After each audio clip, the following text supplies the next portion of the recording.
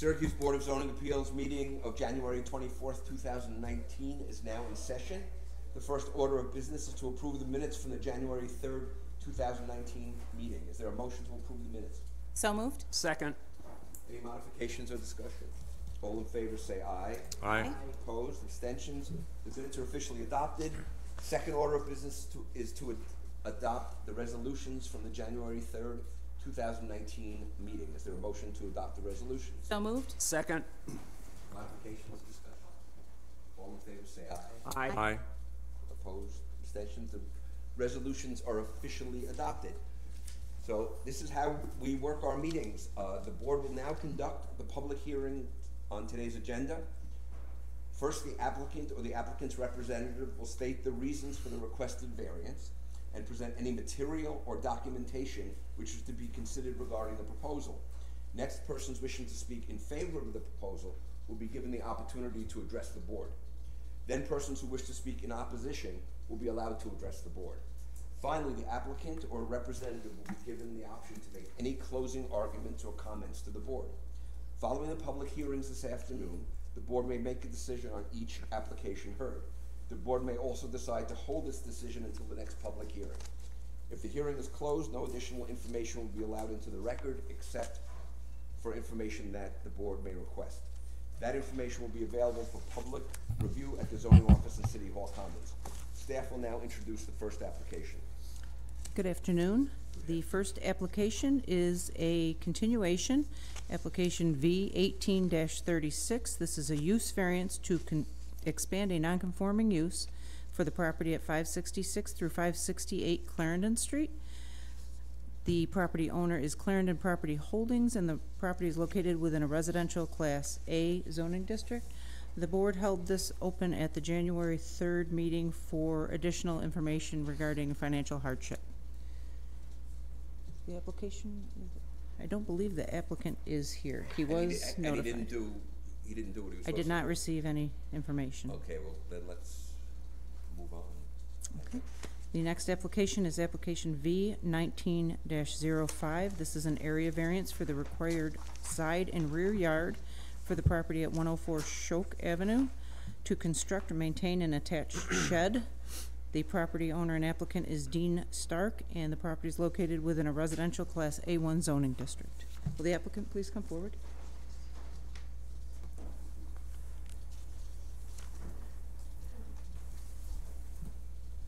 Please state your name and address.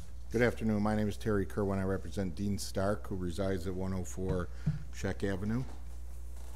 We've made application here for an area variance. Mr. Stark has already constructed a shed, if you will, on his property, and we seek a variance to allow that to remain in its current location. I've provided the board with our discussion anyways of the 5 factors relative to the granting of an area variance, and if you have any questions relative to those, I'd be glad to handle those. Questions? It's a shed on the side, and it's also a deck at the back. Is that correct? The deck was there when Mr. Stark purchased the property, but the shed he constructed. So there's no problem with the deck then? I looked for I researched to see if there were any permits issued. I did not find permits for that, for the deck. But we're not being asked to. Well, the deck is there, and it's not in compliance with the required yards as well. So to keep it, he would need a variance from us. Is that correct? Okay. Or perhaps a determination that it's legal non-conforming. I don't know how far back it went, but it would be easier just to add that to the application now that we know that, if we could, and request from you an area variance relative to that structure as well. How did it come to be that all this was, well, that the shed was constructed without getting a building permit? I don't have a good explanation for that, other than Mr. Stark was not aware that he was required, figured it was a shed, didn't consider, I'm not saying it's right, I'm saying he didn't consider it an addition to the property. So now he knows he should have made application beforehand, but unfortunately we're not there. And he's right up against the property line, right, on the side? He is, and we obtained right away an easement agreement from the adjoining neighbor, which has been filed in the Onondaga County Clerk's office. What's he doing with is it the shed door he's doing something with? Well, you're not allowed to have, from what I understand, you're not allowed to have any openings facing that property. So he's gonna have to close all the openings, including the eaves, cut the eaves back. He's gonna have to develop some type of gutter system so that the water doesn't run off onto the adjoining neighbor's property. So any windows and doors will be closed up, and he will only be able to access through his property.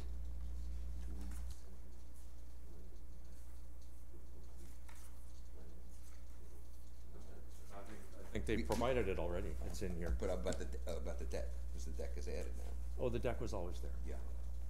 Other questions? Mr. Kerwin, so this shed is actually attached to the garage side of the house, is that correct? That's correct. So this isn't like a portable type shed that could be moved into the backyard or something like that? You are correct. Okay, so it's really an addition. Yeah, I said he deemed it a shed, but it's really an addition. So is your plan to move the overhead door to the front? Probably. Move the overhead door to the front or the rear of the property. Access to the shed. Yeah, but you gotta get in there somehow. Yeah, there's a door facing, Into the garage. no, the deck. Okay, so yeah, it's to the back, to the rear. There is already a door at the back facing. Yeah, so that's gonna remain, And that's you'll gonna just be remove his. the door that faces the neighbor's yard. Right, he's gonna close off that door that faces the neighbor's yard and access it from the rear of the property. Other questions?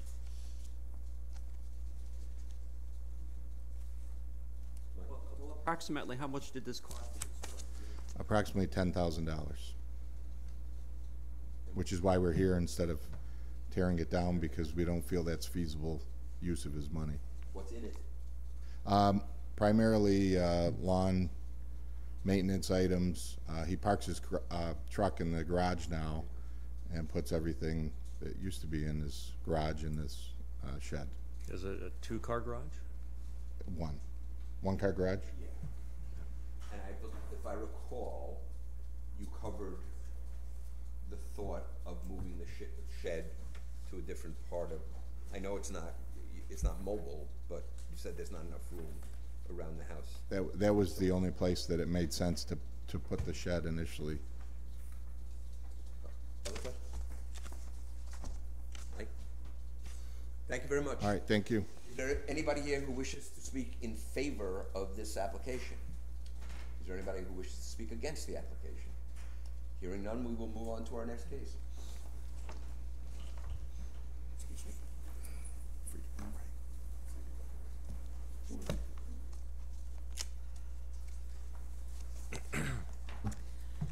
The next application is application V 19-06 for an area variance for required parking, required front yard, and maximum driveway width for the property at 101 Comstock Avenue to establish a multi-family dwelling. The property owner and applicant is CRE 44 LLC, and the property is located within a residential Class B zoning district.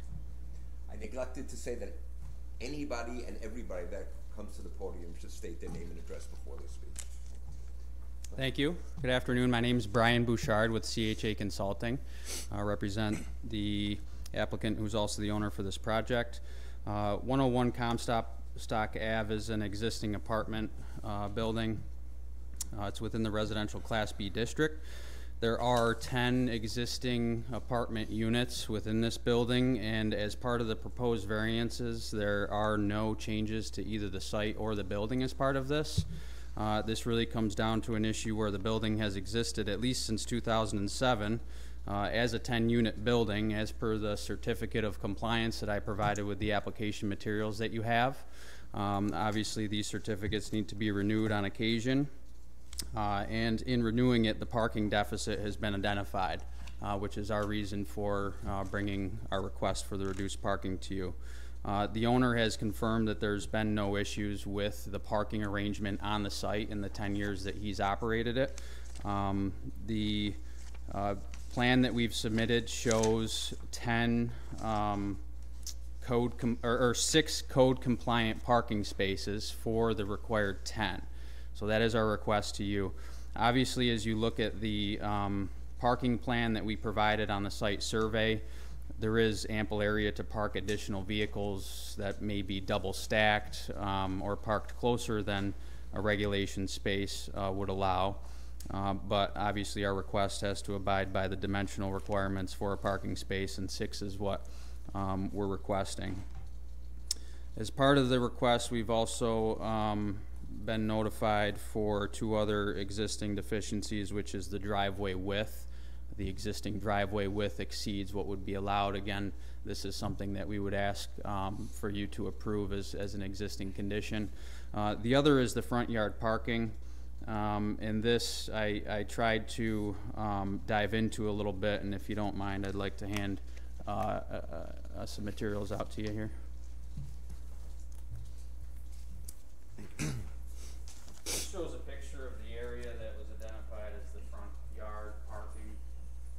It's a little better picture than we had of the winter time that was provided to you before. So the top sheet is the parking plan that we provided with our application. The second sheet is a photo of the area that's in question, and the third sheet is an alternative plan. So basically, staff comment and the staff reviews that we received dated the 15th. Transportation planner identified this extraneous area in the front that you can see where the pavement kind of widens there. And that it's not allowed. So that was one of the things that staff brought to our attention. I looked at it, the parking is not allowed within the front yard of the property. In this case, in the RB district, the front yard is 10 feet. You can see that there's 30 feet between the front property line and the building. So that space is actually outside of the front yard. And in that case, I don't believe it would be necessary to waive that extraneous asphalt area, if you will. We would prefer it to be left if that is a determination that can be agreed upon. But the third plan that you can see, the owner has committed to, if the board's prerogative is to remove that area, we would add grass. So that's the colored plan that you can see has the same 6 parking spaces, and that front yard parking space could be removed and replaced with grass, but we would still need the driveway width exceeding 12 feet along with those 6 spaces. So. Well, Yeah, no, go ahead, Mike. well, I was just looking at the packet for our group here on page 126. At one time, you had 15 spaces, and now you're down to 6. So I guess my question is, how did the spaces get so reduced? Obviously the site hasn't gotten smaller, so my understanding of the issued certificate of compliance, which stated 10 units and a complying 15 spaces, I can only imagine that they're using the 6 spaces that we show and then probably stacking additional vehicles along the driveway to provide for the 15 spaces that would have been listed on the old certificate. Without a site plan, you may have just noticed that this was 10 units with 15 spaces and issued the certificate, and I think that's where we're at today, with the certificate not being accurate as far as the site plan and what can be provided with legal dimensioned spaces. So are you saying you cannot, you have to have the driveway widened up to the front yard setback? More than 12 feet? The driveway throat as you enter the property is approximately 12 feet. So that part you could be within code up to the edge of the house, from the street up to the edge of the house, it can be 12 From the feet? edge of the house, the green, the alternative plan that I've dated today, 12419, with the green space where we've removed that asphalt, from the corner of the existing house to the edge of the driveway is about 15 feet. So we would be asking for, the 3-foot additional width based on that existing condition there. And let me ask staff, isn't one of these parked cars in the front yard setback as you look at it? Or am I misreading? In our packet, the map that's on 102? Along East Genesee Street? Yeah. Is one of those in the front yard setback? The one closest to Genesee? I think those are the steps you're looking at. Steps. I'm looking at the car parked closest to East Genesee. So Yeah. again, the setback Oh, should I be see, 10 yeah, feet. yeah. His headlighters, his fenders in the, yeah. So is he correct that the, It's whatever the established setback is within 200 feet. So if we look at the rest of the street and see what that setback is, we were really focused on comp stop, which is 15% of the lot width, which is 12.375, or the established setback, not to exceed. So the 10 feet is not necessarily the actual setback, because you have to look at the context. okay, are we required to give a variance to allow that car closest to East Genesee to park there? Well, Melissa is looking up the,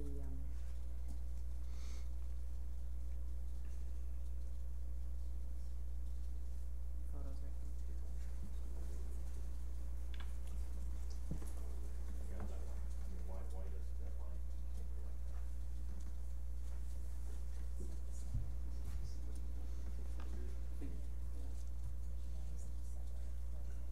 Yeah, so I was just gonna suggest maintaining the 6 spaces that we've asked for. This car could easily be placed in this spot and still have room to back around.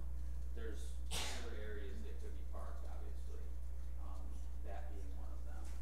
So if there is an issue with the encroachment, the 6 cars could still be maintained with 1 car parking there and still be able to get in and out of there.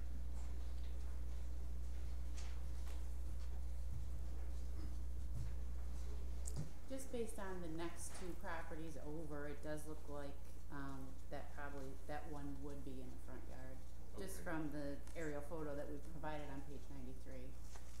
So to be consistent in what I just talked about is removing that last space closest to East Genesee Street and placing it adjacent to the wood deck would still provide us 6 cars of the 10 required. Does it look like that's a legal parking spot, what he's suggesting, beside the wood deck, as it says? Did he just come up and draw that on yours? No, haven't seen it. Oh, you have to see it. You'd have to, is it one of the options? It's not, I don't think it's one of the options. No, it's not one of the No, other. he's not. suggesting it though. Yeah, that would take it, It would still maintain the 6 spaces that we're asking for. It would just delete the furthest toward East Genesee that you see. You'd have to talk to the transportation planner. I don't know if there's enough backup room, because it looks like those cars would conflict when they backed up, or if it's deep enough, because there's not a dimension here, and I don't have a scale with me. Can we, well, I guess we'll talk about that later. Okay. So there is, you can see the dimensions on here. There's 18.4 feet from that area to the end of the entryway. 18 feet, by the 8.5 feet is the sufficient space. Right, but you need room to back up. You need at least, I think it's 20 feet. So whatever the dimension is between the side of the house and where that pavement ends doesn't look like 18 feet. Where the pavement ends, the side of the house? Yeah. So right here, what is it, this dimension from here to here? I don't know what that is.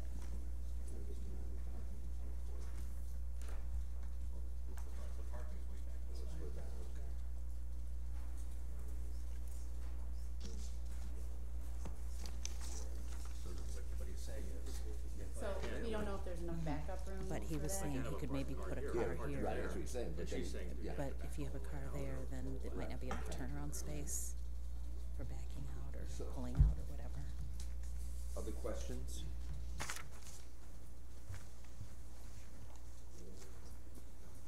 I'm fine. thank you. We will consider the case later.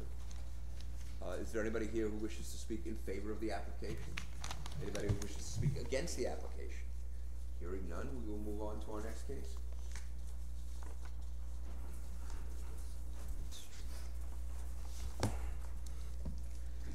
The next application is application 19-07. This is an area variance for the required density, parking, and setback for the property at 534 through 544 Westcott Street to construct a mixed-use building.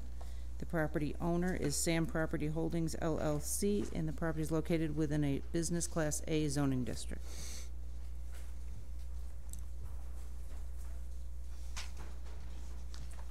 How you doing?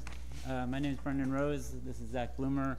We're of Echo Makes Architecture that's representing this project. We're also development partners as members of Fast Break Nights.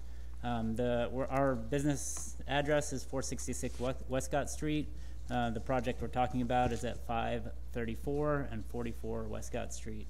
The project, can I just go a little overview of the project? Yes, yeah, we've had a lot of that, but you're welcome to okay. give us an overview of the overview. Yeah. Overview of the overview. Okay, great. So the goals, the real goals and intentions of this project are to increase the kind of pedestrian-first nature of this business district on Westcott Street, to add to its economic viability and create it as like a robust neighborhood core. And we want to do that using kind of smart growth and sustainable design principles with a mixed-use building that will infill the existing lot. The existing conditions in some ways were what instigated this project. The building there was formerly developed as a gas station, about a half a century ago, and that was when they did that, they took down what was development right along the sidewalk and street frontage and created this small building set back into a big parking lot that has 2 curb cuts driving in and out of that parking lot. We feel like now that that's not a gas station, this model for that kind of development in the neighborhood is not really serving the neighborhood well. And so we want to create storefronts instead of curb cuts in that location. We want to do a development that prioritizes alternative modes of transportation and promotes this healthy neighborhood core to support the community. The economic viability, the big thing that's going to be supporting that is creating 5 times the quantity of commercial storefront at the street level. So from what is a very small footprint of a building well, it's not that big of a lot, but surrounded by parking, to fill that space as much as we can with storefront that will be accessible right off of the sidewalk. The idea of the mixed use is to increase kind of that full use, like from day to night, that there's activity, people on the street, and diversifying the use of that corridor so that when the businesses are closed, there's maybe still activity with the residents there. So we believe this is a good model for development and supportive of that kind of community in Westcott Street. We also want the spaces inside the building to be accessible for diverse users. So we're hoping to have a mixed income spectrum in terms of the rentals of the apartments in the units, and providing housing types that are not available in the neighborhood, or is a very small minority of the kind of housing types that are available in the neighborhood. Right now there's a lot of 4-bedroom houses, 3-bedroom flats. There's not a lot of small 1-bedroom studio units, so providing that as a way of diversifying what's available in the neighborhood. So to go over the request, there's 3 parts. There's parking, density, and setbacks. In terms of parking, when we instigated this project, working in collaboration with the city, we put forth a few different models that we were trying to test out around trying to provide parking. We're very sensitive to the fact that parking is a struggle for any business district in this city, anywhere, but in particular that people struggle with the availability of parking in that neighborhood. We explored models where we retain one of the curb cuts, develop part of the property. We also talked to the city and zoning about possibly taking one of the properties behind on Beach Street to create access into like underground parking or something. That turned out to not be viable. So between the balances of what we can offer if we're allowed to really build out and develop without any parking in terms of the store frontage and the resources for the community for business resources, versus if we carved out a little piece of this place where we could probably provide maybe at max 5 or eight 6. parking spots relative to what would be required of probably about 100 parking spots. It seemed like it wasn't balancing out, and then that partnered with economic viability of only being able to develop a small part of what's actually a relatively small parcel compared to some of the other developments that are going on in the city. So we developed this concept in partnership with the city around going for a no parking and relying on alternative modes of transportation, having a lot of bike parking available in the building. We're on a bus line, and relying on street parking that people are going to have to kind of figure out how to navigate using the street parking if they're using the building. So we're asking for a full waiver of the parking requirements for the building on those grounds. The density piece, so the current zoning based on the square footage of the lot would allow 10 units as far as we understand it, and those 10 units could each have 4 bedrooms. Now, like I said earlier, the model is that the neighborhood doesn't need any 4-bedroom units. There's plenty available. We're trying to provide a smaller unit, so we're trying to actually provide just as many beds, but in smaller units. So the current model has the equivalent of 40 beds, but I guess where do we actually land on that? According to the current code, there would be 42 residents allowed in this building. We're proposing that it is, I believe, 41. So it's actually less than code allowed. It's just the breakdown of apartments that is different. So How many units? It's 33 units. 33 units, because there's a few of them are 2-bedroom units. So we feel like we're kind of targeting the same quantity in terms of like bedrooms, but breaking it down into smaller units because that's what the neighborhood wants, or that's what we see as a market desire in terms of what's available in the neighborhood. And then in terms of the setbacks, there's in terms of the commercial uses, there's not really any required setbacks. Those could be built up against all sides of the building. Where it becomes residential units, there would be required setbacks on the sides and back, and I believe that's right. So on the residential portion, which is above 2 stories, we'd be looking for a side setback on the north side of the property of 4 feet. And we'd be asking that to go reduce down to build to 0, build right to the building. That wall is Westcott Theater, which is a large firewall, and it's just a blank wall. And it's about 3 stories tall, the Westcott Theater right, wall. So it really, by applying the code to that section, really creates a canyon above grade, which doesn't make too much sense to us. So we're asking for forgiveness on that portion. And on the rear lot, at the residential portion, it's looking for a 20-foot setback above the 2nd floor, with a step back of 2 feet each additional floor. So we are proposing to go on the lot line for the 2 floors in the commercial, which is allowed, and then 1 more story on the residential, and then jump back 5 feet. So it would be a waiver on the rear side setback and the north side. And the challenge with that rear lot, which is the west side, is that because of the depth of our property, which at the narrow end is only 50 feet, if we set back 20 feet, we really have There's no barely buildable area. So it's hard to actually do anything above that 2nd story if we're applying that setback. So board members 155, you can see the setbacks that they're talking about on the board.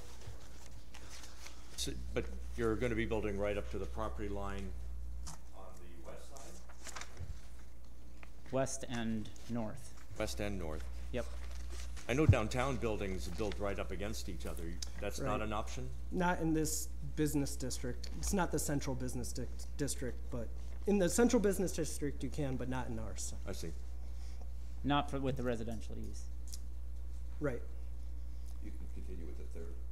Oh, no, that was it. The setbacks were, so, and then on the south side, we actually are setting back that will be in compliance because we want to actually create a outdoor kind of like patio eating space that is also going to be used for like a service access for trash and bringing those things out from the buildings to the curb. So we're creating kind of a generous alley on that south side, so that will be in compliance. What about billboards? I understand there are a couple billboards you might be impacting. There's one billboard on the florist that's to the south side. We will not impact that because we are set back 15 feet. And I believe there's also a billboard on the Westcott Theater that we will be impacting. And our property line actually goes right, or the property line we're applying to for this variance for goes directly to that wall. So the billboard, I believe, belongs to the theater, is actually on the incorrect property. I believe what I read is that it doesn't have a permit to be there anymore anyway. Okay. I'm not positive about it, so. So, but you're going to be 6 inches away from it. Right. How tall is the Westcott? Is it equivalent of 3 stories or? Yeah, the highest point of the Westcott Theater is right around 36 feet. You done? We're all set. Thank you. Okay. So, my first question is, who do you envision, or who are you targeting to move into these apartments, the 1 and 2 bedroom apartments?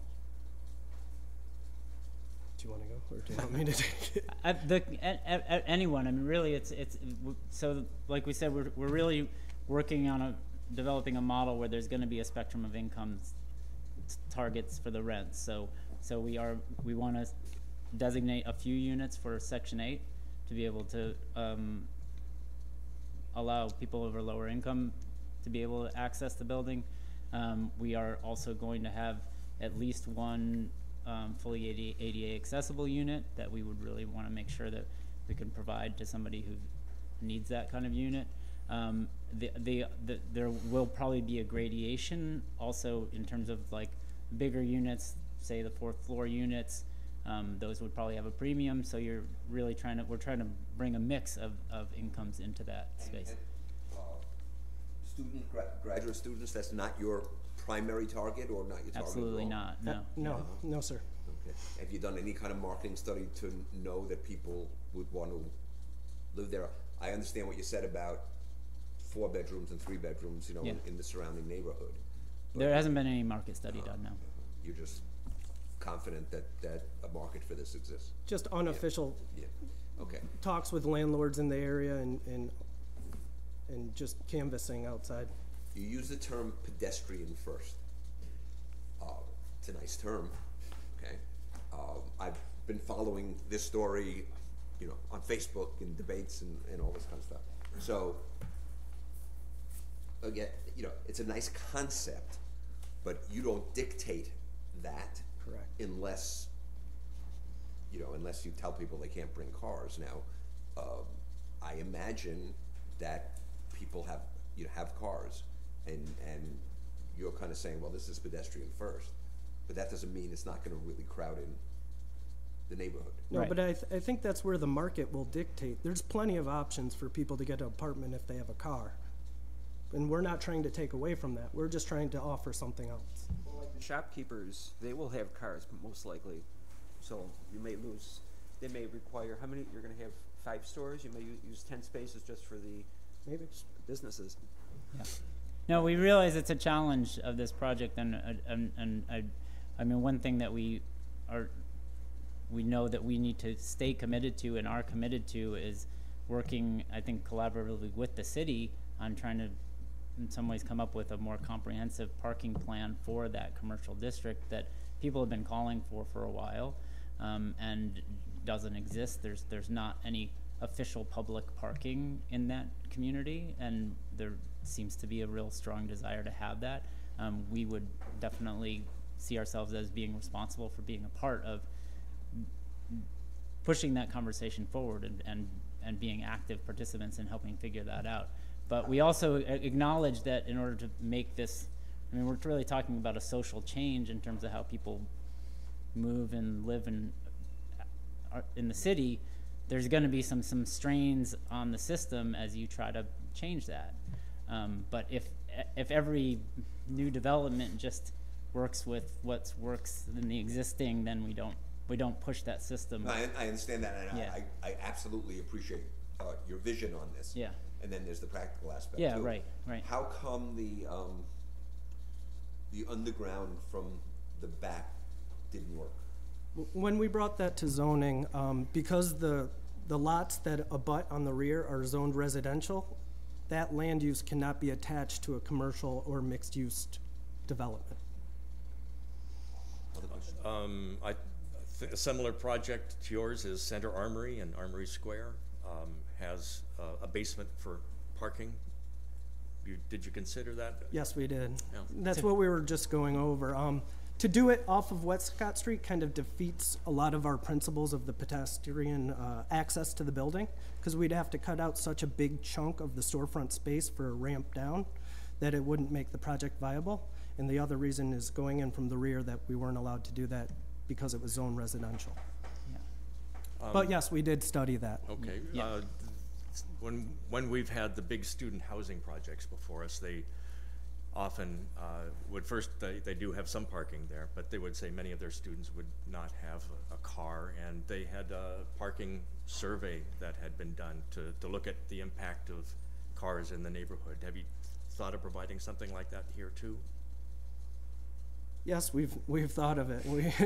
We're in a very sensitive place in our project where we don't have the time to commit to that study as of yet. But yes, we are very sensitive to that and feel that that is an important It's not thing. worth doing ex post facto, it's either, before or not worthwhile. Just out of curiosity, do you find those studies useful? Do they? I mean, They help make the case. They show where there is space in the neighborhood, if not on site. Because are there opportunities, and where are they around the site? right. Yeah. And you're talking about 100 total or more if you count the residential and the retail and the restaurants. The required, what would be required? That would Yes. otherwise Right. be required. And I know we're going to a new set of zoning, and I, like most people, think that too many spaces are required now. But at some point, some parking is needed. This is, yeah, it's kind of extreme. Yep. Other questions? Well, I do commend your vision for this project. One of the things that I'm concerned about is, obviously this building will be there 40 years from now. First of all, you have to be able to make that shift in people's transportation requirements, get people used to the idea of biking and bus riding and all of that. But we don't really know where things will be in the future either. We don't know that they're going to adapt to that, but we also don't know where things will go in the future. So one of my concerns would be, what if this concept fails? We would have this building that's sitting, occupying a large chunk of land and possibly causing issues for people, because at some point you might get to the point where the only tenants you could get are ones with vehicles and there's no place for them to park. Which means they might not. Which, Wanna live there. yeah, they either might not want to live there, or they might just impose other issues on the rest of the neighborhood. Okay. Do you wanna- I mean, did you look into, are you, I guess what I'm So just, partly this is also, based on subjective, what our own life experience. We're also neighborhood residents who you know, you will hear from a diverse group of people who all have different relationships to parking and driving in the neighborhood, right? But there are a lot of people who live in the neighborhood, not just students, who are interested in that. Like, you know, I was in my 20s living in cities without a car. Right. I'm confident that those people are there, and we actually don't even need to transform the society to find the people to rent to that space. And so personally, that's not a concern of ours. We're actually very confident that the target group for renting these spaces exists, and that's not going to be a challenge. In terms of the challenges that this poses on the neighborhood, that's something that we are sensitive to, but also we believe in street parking.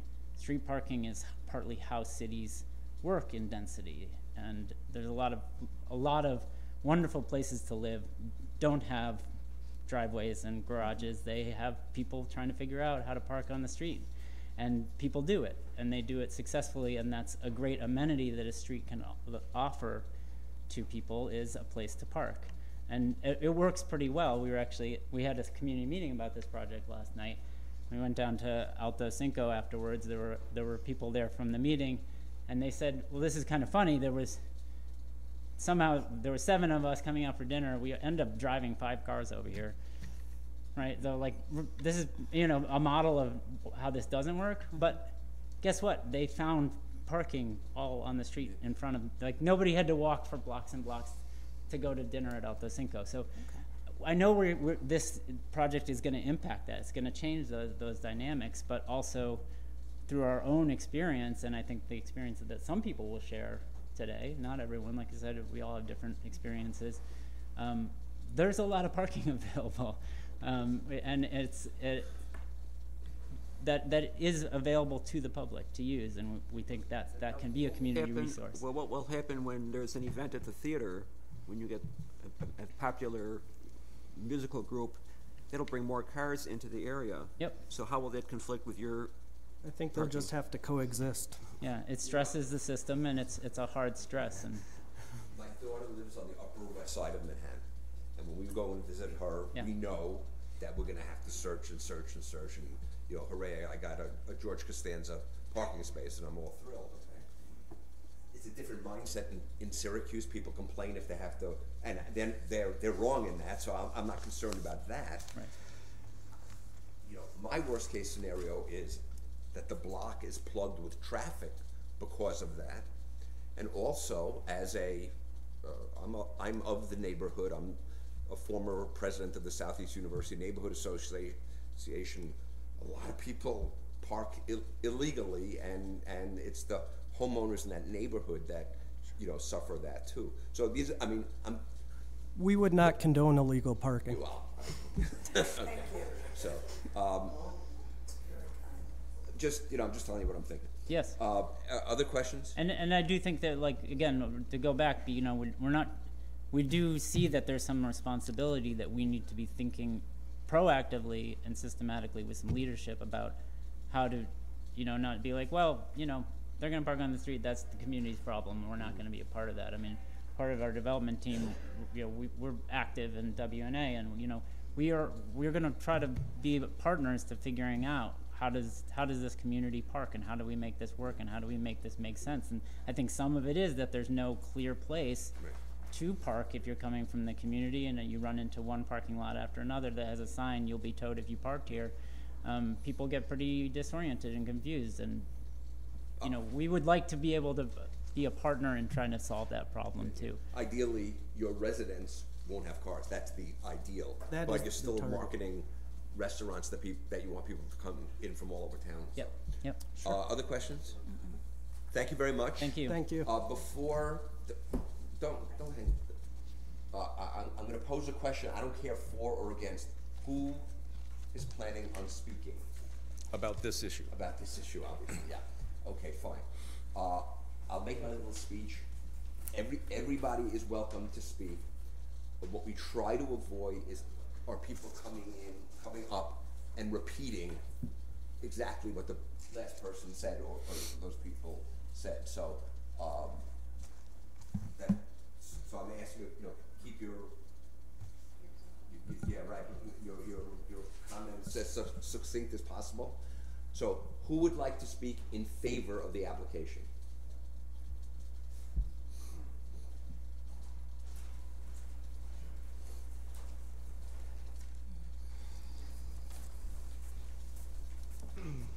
Thank you. My name is Michael Green. I'm a Syracuse Common Councilor at Large. I also live in the neighborhood. I live on Cumberland Ave, so I'm about What's your address, please, Councilor? 609 Cumberland. So I'm about a 15-minute walk from this area. I'll admit I mostly drive to go to dinner there just out of pure laziness, but I'm about a 15-minute walk. So as a neighbor, I certainly, I love this neighborhood, and the prospect of it changing is something that gives me unease, and I certainly can understand that. But as a counselor that represents the whole city, I think it's important for me to kind of take off my neighbor hat and put on my counselor hat. And the things that, when I think about the future of our city that worry me, are a number of things. One, that we have one of the oldest housing stocks in the country. There's a lot of living conditions that are poor around the city. And to the extent that we can add units that are new housing, that's something that benefits the city and it benefits our neighbors. Another thing is that Syracuse is not a walkable city. Right now, we have a lot of, candidly, suburban development. If you look at this spot right here, it is a pizza shop that has 8 parking spots. That is a suburban type development, candidly. And to me, walkability, it's an environmental issue. We want to be able to encourage, less carbon footprint and less driving. It's an economic justice issue because you look at certain parts of our city where a third of residents don't have cars. We want to be building a city that's walkable. And it's a regional competitive issue because millennials overwhelmingly are in favor of walkability. And you want to build a city that attracts, young people that want to live and work here. So the other thing is that when we're prioritizing development for parking and for cars, I can understand that, but also we need to take into account that we're actively undermining our mass transit system and biking. I mean, we have a bike share that's coming out this year. It was just, put out by the state of the city. We want to be encouraging people to use that mode. We also want to be encouraging people to use our bus system that candidly our development is not set up well because we often provide a lot of parking to encourage using the bus. The other thing I just want to address, I know there's been conversations about business owners particularly not being able to, worried about losing street parking for their business. I am the chair of the DPW committee. Something that I think we could consider in the future is, additional metered parking, whether you're extending the hours, whether you're metering additional streets around there, which would encourage, more turnover of parking for businesses rather than residents parking there for, 24-hour periods at a time. The other thing I worry about is our fiscal future. We have a $13 million deficit, and part of that reason is we have a very low tax base. And when you look at the way a development happens, parking spaces are the least revenue generating that you can possibly have for land, right? I mean, so if you're having businesses on that land, you're having residential use, that'll increase the property value, and that's something as a counselor that I would like to see because I worry about that every day is what the fiscal futures of the city. And then the last thing I would just say is that we need to think about how this development will be viewed, in retrospect 20 years from now. I think driverless cars are a thing that's going to happen. So, if 20 years from now, a lot less people own cars because they're commuting, particularly in that university neighborhood where people might be, going just back and forth to university, car ownership is going to be going down, and that's going to be the fact in the next 20 years. So I just want to make sure that our development reflects that future-looking view. So, yeah, thank you for your time. I appreciate it. So you're in favor of it? I'm in favor of the proposal. Okay. Yep, sorry. You didn't say. Sorry, I am in favor of the proposal for all those reasons. Counselor, could I ask a question? Sure. Do you think a project like this that was 20 stories would be out of scope for that area I think there's, with no parking limit? I think that there is probably a limit, right? I mean, I think that would wildly overextend it. But when I look at, I think of Westcott as a main street for that neighborhood, right? It's like we would in a small town, you'd have a main street. And when I think of what the best main streets around the country look like, you can visualize it. It's normally a street that has, 3-story buildings where it's got, commercial on the first floor and then office and residential on the second floor. And that creates that kind of vibrancy there that creates additional people that are walking to those shops. So when I look at, this neighborhood, while it's great, it does only typically have 1-story buildings, and that kind of doesn't create that vibrancy you'd see in a lot of the classic great main streets. Thank you. Okay. Anybody else want to speak in favor of the application?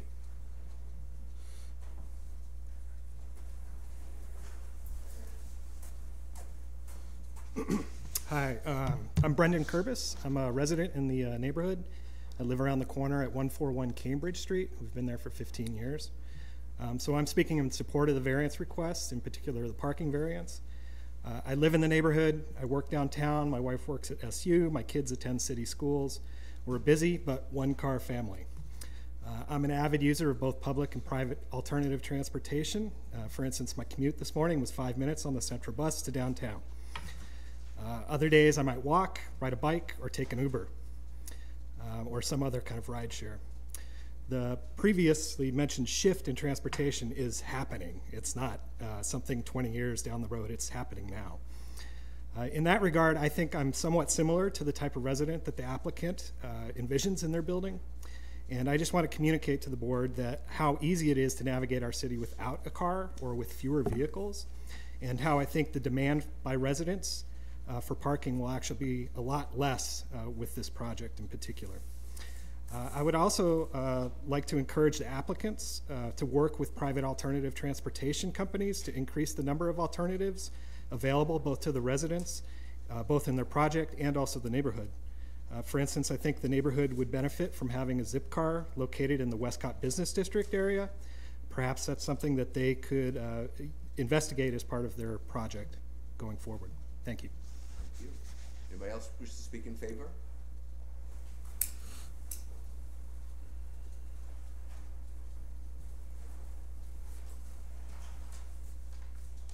Hi there. My name is Jeremy DiCerio. I am a resident 131 Buckingham Ave. I'm also the general manager of the Syracuse Cooperative Market, neighborhood-owned cooperative grocery that's been in operation continuously since 1974. I'm not representing that organization here today, but my opinions are obviously informed by my experience there. I can say first and foremost, density is very important to businesses that operate in the district, especially those that are designed to serve the community, which ours is. Better than 60% of our, from recent market studies, better than 60% of our business is walking within 1 mile of our store. We, most days, even yesterday and today, have bikes on our bike racks. It is very, very common. I employ over 20 people. The vast majority, I think there are 2 of us who have cars. I have been at my house for 7 years now. I did not own a car previous to this while I was a renter, and this development would have been great for me because I rented a 2-bedroom apartment in a multi-unit building that was in poor repair and was actually almost the motivation for me leaving had I not been able to buy a tax delinquent foreclosed upon house on Buckingham. So, I can see that my employees are going through these same struggles. $1,000, $1,200, $1,400 a month for apartments that are in poor repair. Some of them have children. And like I said, I didn't buy a car until I had an off-street place to park it. My partner and I are expecting, and we are still committed to being a 1-car household. And again, if we did not have off-street parking, we wouldn't have a car. There is Uber and Lyft are now a large part of our transit for the co-op. On any given day, I see people waiting for Ubers. It's actually been a great boon to our business because most of it is walking as well. So I see that these things and developments like this, bringing more people that are interested in patronizing community businesses, is not only a great way forward for our neighborhood, but I do not see how we can continue to grow it without more retail sales storefronts and more new housing stock. Thank you. Thank you. Anybody else wish to speak in favor? There was a hand up before. Speak in favor? Yeah.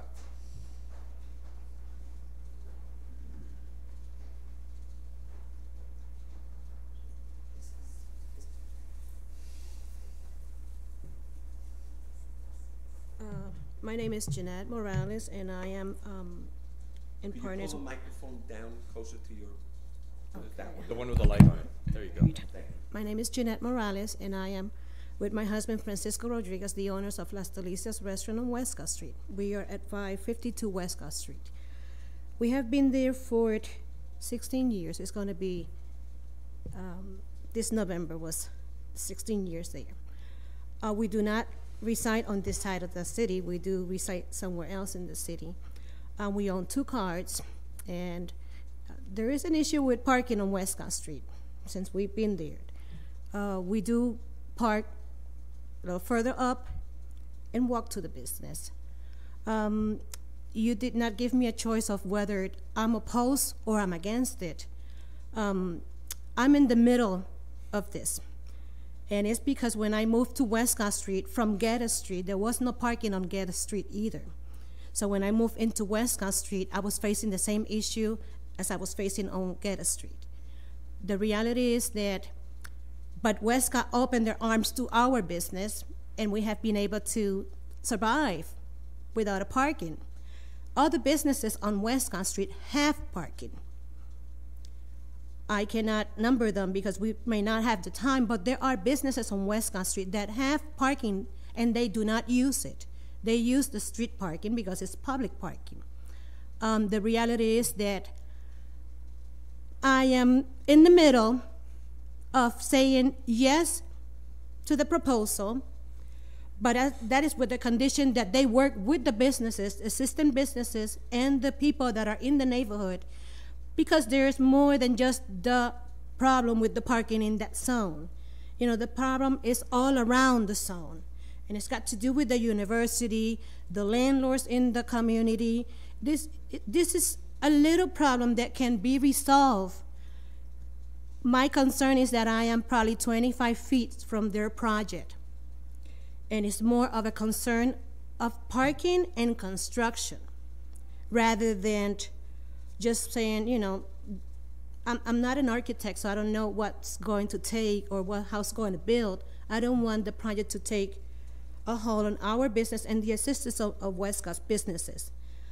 There's walkers on Westcott Street, and there's people that drive from other area to Westcott Street to dine, because it's mostly restaurants. But just like they welcomed me on Westcott Street, the businesses that were there, the residents that were there, and they have allowed me to be there for 16 years. And Westcott is not what it used to be 30 years ago. It used to look different. So Is it better now?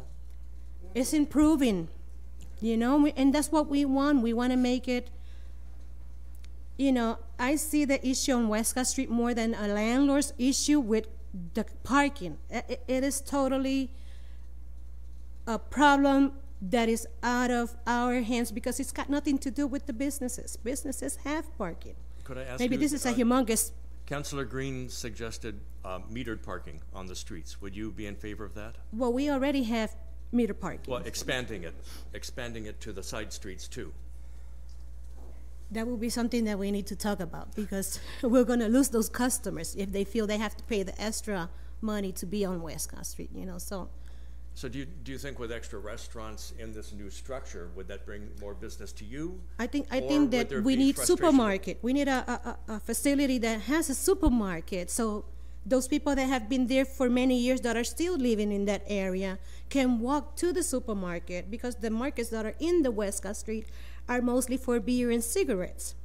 So there's not a facility that offers the milk and, you know, the I used to live in emergency that needs. neighborhood when the Big M was there, Yeah. and we Right. did most of Me our too. shopping there. Yeah, me too. So, you know, I'm really in the middle because I have my friends here that are also business people, but they're also warm people, and I am for a community to grow and so that we can all share the space and move forward rather than, you know, like I told them, let's see your plan, because I don't think it's gonna fit on Westcott Street, not in that space, you know, and you definitely need parking.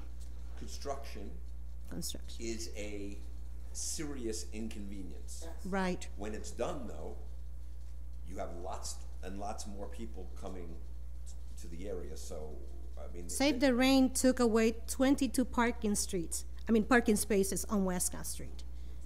22. Everybody went with that but we project, saved the and rain. we got affected by it. So, Thank you. thank you. Anybody else wish to speak in favor?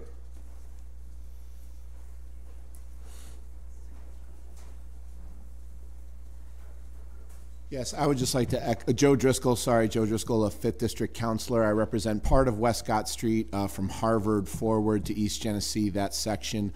I as well would like to speak more non-binary, if that's possible, whether in favor or opposed. I would just like to encourage some of, to piggyback off of what she said. One of the people who's designed this, you know, all the people involved in designing this project are natives. They're Westcott people that are committed to the neighborhood. They love the neighborhood. People are talking about a grocery store. In speaking with them, I know that's one of their ambitions, to bring a grocery store back to the neighborhood. I also hear from my friends in the business community that they're very nervous about the parking situation. And I think that what I would like to see is us come to some creative solutions and have some more discussion about how we can meet everyone's needs in the neighborhood. That's what so I wouldn't want to be binary in one way or the other, but I do think that, you know, Picasso's is leaving. The sushi place on Westcott Street is struggling. We've had a lot of businesses that have come and gone in a rapid cycle, and that's kind of always been a constant until basically Alto Cinco. I mean, Munjed's has been there forever, but it's been hard to get anchor institutions on Westcott Street that were the kind of places we wanted it to be, the culture that we wanted it to be. Alto Cinco, I think, was a perfect fit. Beer Belly Deli seems to be another perfect fit. There's a lot of good trending, but I think if we're going to have the kind of density we need to get places like the new sushi place and the new ice cream place to be sustainable, we do have to look at this. So I would just basically say there's the possibility, and also in politics sometimes you have the option to either starve or take a half a loaf of bread.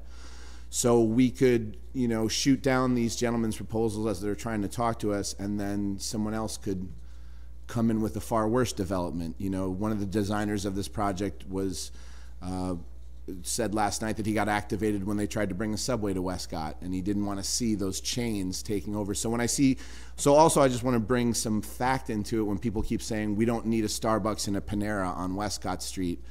I know these developers, and I know that's not their intention, and I don't think it'll be their reality either.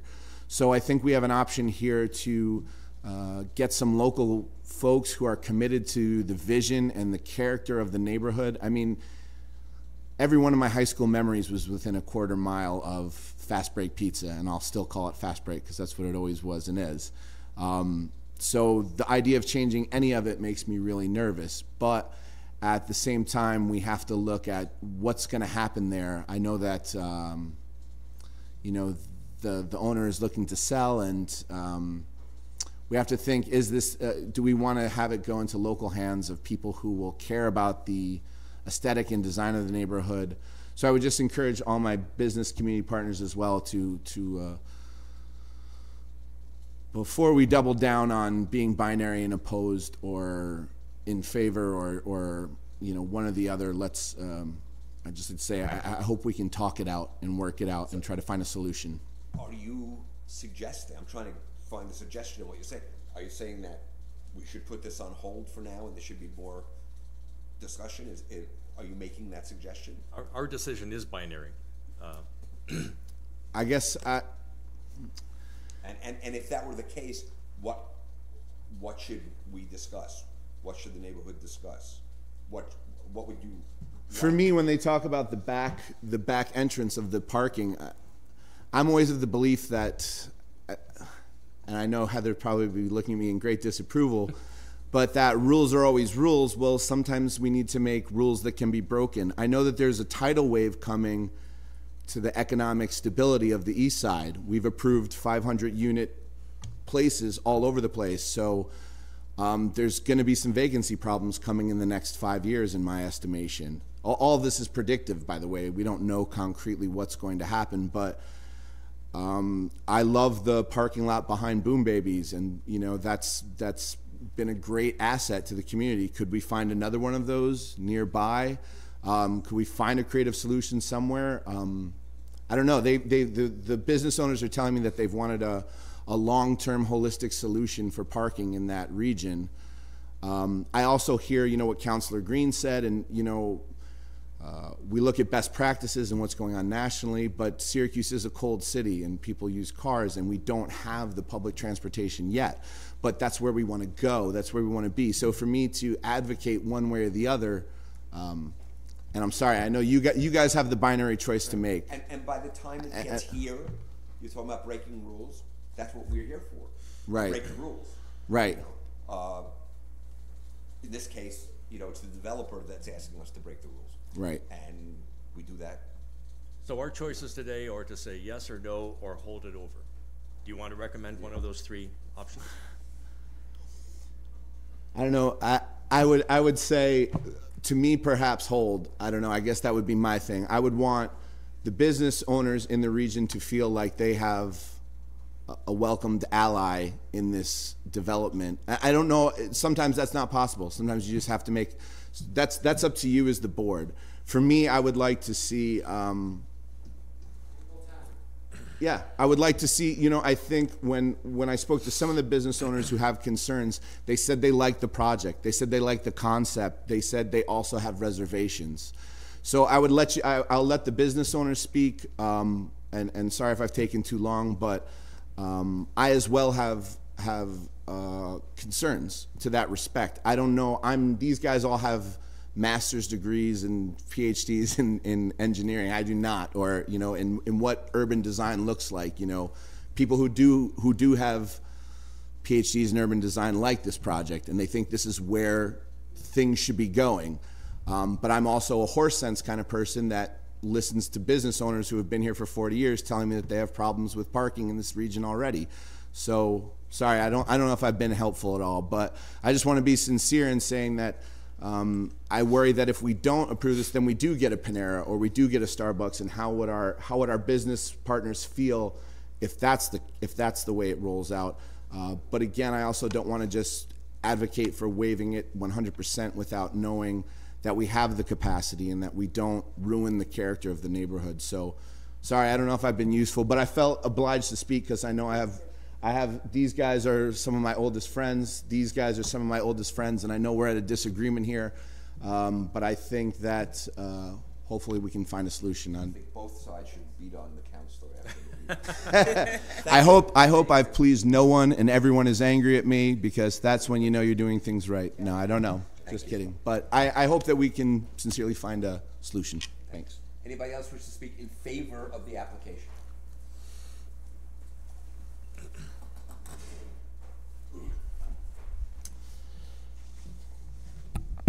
Hello. My name is Jeff York. I work at Alto Cinco and Otro Cinco, resident of Westcott Street for about 13 years. Address. I currently live at 104 Scott Home Terrace. I wasn't really going to talk because I'm kind of in the middle, but I think we're representing Alto, where we would, and my boss, the way she would feel about this particular project, I do think that we feel like the area is in an economic downturn. There's a lot of trends that we see because we're open very late on a regular basis that are negative. A project like this with responsible individuals like this who we know, who are going to bring the type of development that Joe was just talking about, that's what we want to see. Definitely, you know, a few years ago when we had the big construction project, it really hurt business, there's no doubt. But in the long run, I know my boss would say it was good for the street. And I think ultimately, the kinds of businesses that they want to bring here are good in the long run. I would say in particular, parking is not really a concern that we have, but we understand it's a concern. And I will say that the demographics I think are already there. The trends are already there. And I think another piece that, that some people aren't considering, because I know this from working in downtown, is a lot of older people who are wanting to move out of their houses and live in residential spaces. That's why they're moving downtown. They don't want a car. They don't want a house anymore. So we should be considerate of a broad spectrum of people. I will say there's people that work at our restaurant that don't have cars that would probably rent from these guys, and there's probably a lot of people that we aren't considering that might want to move to an urban space like Westcott. Thank you. Thank you. Yes?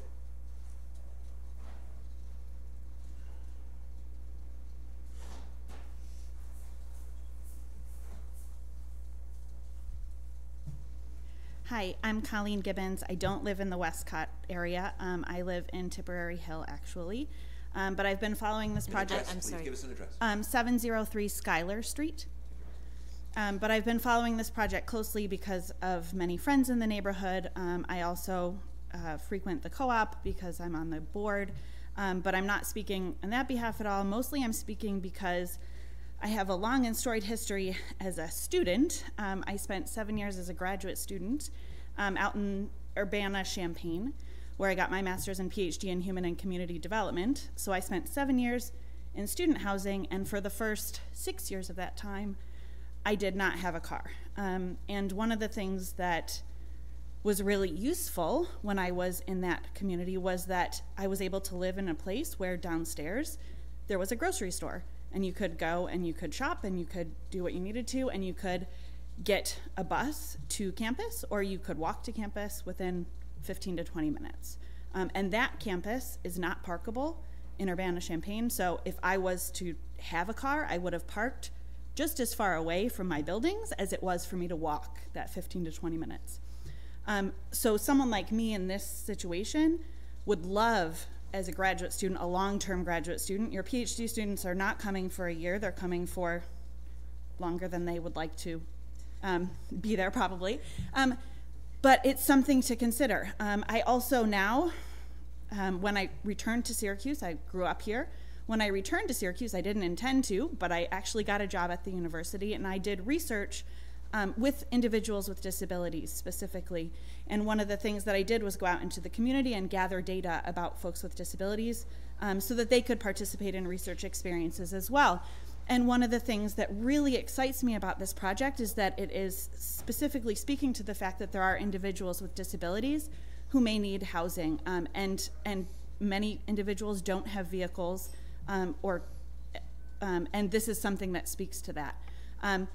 Then, continuing this long student timeline, I went to law school here because, again, I'm kind of a crazy student. But when I was in law school, I was the president of the Student Bar Association, and incoming students would always ask, do I need a car in this city? Do I need to have a car? What can I do?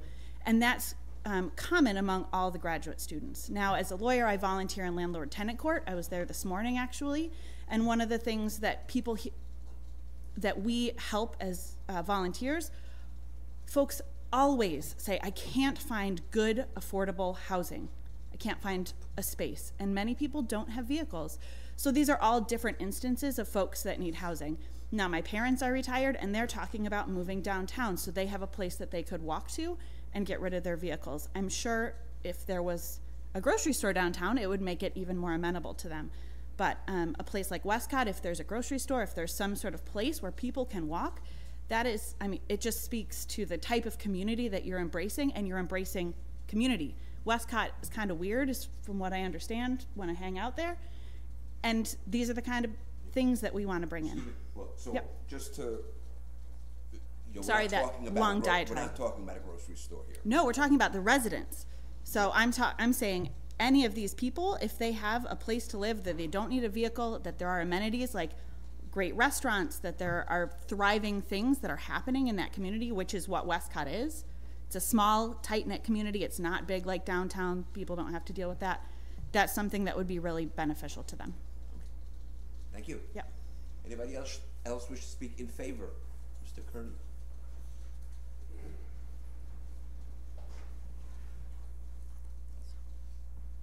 Good afternoon, board members. Owen Kearney, 512 Bradford Parkway, East Side resident, patron of most of the businesses on Westcott Street.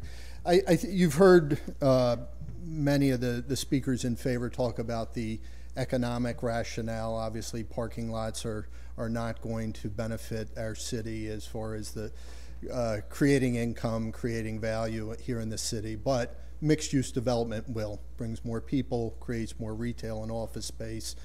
You also heard about the demographic changes, less and less people, young people getting their license, more and more people being attractive to places that don't necessarily have abundant parking. Downtown's a real good example. I think trends are clearly moving in this direction.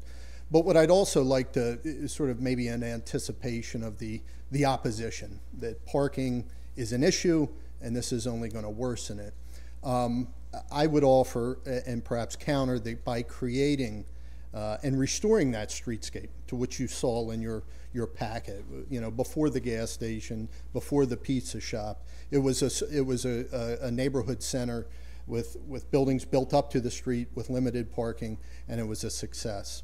And I think Westcott Street is a success. You heard from two businesses that people come from Camillus, Fayetteville, points north, the Co-op and Alto Cinco. Neither have parking. Both have been successful for decades. And I think it's possible to do it there. There's plenty of parking on James Street. There's plenty of parking on South Ave. There's plenty of parking on Seneca Turnpike. But this is a group that wants to make a multi-million-dollar investment in Westcott Street. And I think that's indicative of the density there. I was kind of thinking of the Yogi Berra quote. Nobody, I don't go there anymore. It's too crowded. People are obviously going to Westcott Street, patronizing those businesses, and doing so understanding that you're not going to have 1 acre of parking to pull up to. You might have to park on Beach. You may have to park over on Harvard. So I'd like you to keep that in mind, encourage you that we're not going to, the alternative to this, creating more parking, knocking down houses to create parking, that's not the answer. Providing big parking lots on Victoria or back on Beach is not the solution to this. Having more people here, having a critical mass of new residents, businesses, is going to create vibrancy. It does it elsewhere. The places we all travel to, go on vacation to, those walkable communities, parking is an issue, but they're also really vibrant places. And so I would ask you to keep that in consideration, the idea that, don't change anything. Many of the sentiments that we've heard from people about maybe a struggling corridor or not moving in the direction everybody would like to see it, this is what's going to help that. Keeping a pizza shop with dumpsters and billboards strewn across a parking lot, that's not going to fix the economic conditions. It's not going to improve the businesses around there. We don't have to imagine that. That's the condition today, and it's not moving in the right trajectory. By creating and making a big investment, bringing more people there, creating new storefronts, new housing options, that's going to do it. It's done it elsewhere. We don't need to imagine what it's going to do here. And I would ask you to remember that as people come forward and suggest that kind of hold tight, status quo, can't take anything more. I think that's unproven. I think we've all been to places where that's not the case. So I'll leave you with that. Yeah, I have a question too, but go ahead. No, I was going to say, for transparency, you introduce yourself as a resident, but you are a city zoning person, and you did give us a very strong endorsement in our packets. So I just wanted to make sure that people that don't know that you are with the city. That's correct. Yeah, okay. And I'm also a resident. I'm here offering these comments as a patron, as a resident. Understood. Oh, and I would recommend, just for transparency's sake, I usually would recommend an employee to say that you're not here in the official capacity, but as your local resident capacity. Sure, and exactly. I've introduced myself as an East Side, 12-year resident of the neighborhood. I do work for the county planning agency, and I'm also a resident. And I think my comments reflect, again, as a patron of many of the businesses that are here today. and many of them functioning with little or no parking, and I mentioned some of those, and I think having an investment in this corridor is something that will benefit me as a resident, me as an employee, and our community, all of our communities in general. Thank you. My question. Sure. My question. I think many of us agree that the current zoning requires too much parking for projects Sure. like this. I know the city's working on a new zoning. Correct. What would be the parking requirement under the latest version of the new zoning for this project? How many spaces would be required? Sure, and speaking as someone, as I guess an employee who's familiar with that, I haven't calculated exactly what the under the new zoning regulations. Obviously, this is being proposed under current regulations. What's the philosophy as opposed to the? Well, in generally, the philosophy is reducing the parking requirements. I think the parking required for this this building would be over 100 parking spots, which I think is just professionally and there aren't 100 parking spots. So I think we could all, and I think your comment earlier, your question earlier touched on that. What is too much? 10 stories with 300 residents probably is there, but a smaller building with a couple dozen residents and new business along a corridor that obviously there's already a fair amount of density in and around that area. Is something that the new zoning accommodates that and basically reduces the parking requirements throughout the city, but particularly in our neighborhood business corridors, Butternut Street, South Ave, Westcott, East Genesee, James Street, South Salina, West Onondaga. So I was looking at the most recent draft, and for the residential part, I think it used to require one space for every bedroom, and the new would require one for every unit. So for the residential requirement, it'd be something like 33 instead of 44 under the new zoning. It would be reduced. We are reducing it without getting into specific numbers. It's being reduced essentially across the board in the new zoning. Just also bear in mind that, of course, as Owen would say too, that's the plan in our draft, but it still hasn't gone. No. And it hasn't been presented. So, of course, as you know, we're being governed by the current rules. But what I'm trying to understand is even under the new zoning, it wouldn't be zero requirement for this project. Yes. Significantly reduced. Yeah. Okay. Thank you. Thank you. Is there anybody else who wishes to speak in favor of the application? Is there anybody here who wishes to speak against the application? Help yourself. Same rules apply.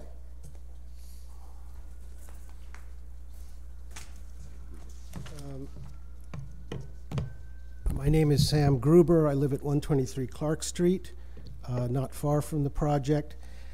I have been a neighborhood resident and homeowner for 25 years. Most of you know me. I've been very active in neighborhood affairs. I was very much involved in the planning for the revival of Westcott Street in the late 1990s after the closure of the Big M and other stores. And I was one of the people who helped prepare the Renaissance plan and the coordinated parking plan for the neighborhood in the late 1990s. I think that was the last time that has been done. I'm very sympathetic to this project, but I can't support it in its current configuration. I'm sorry that it's binary, so if we could hold it, that's fine too. I think this project forces us to consider a lot of important development ideas, which, as other speakers have said, are going to have long-term impacts, and for us to rush into them would be a mistake. And even though there might be real benefits to the tax base and even to density and to street life, there are an equal number of potential liabilities that have to be taken into consideration. I want to talk first not about parking, but about the two other variances that are being asked for, which is density and setbacks. The representation of the building that's in a lot of the documents is somewhat deceptive. I don't think it's intentional, but I was looking at the planning documents, and the scale of the building that is presented against all the surrounding buildings on South Beach, on Westcott, on Concord in the schematics is much smaller than it actually is. This is a building that will be more than twice the size of every surrounding building. It will tower over Westcott Street. It will tower over South Beach Street.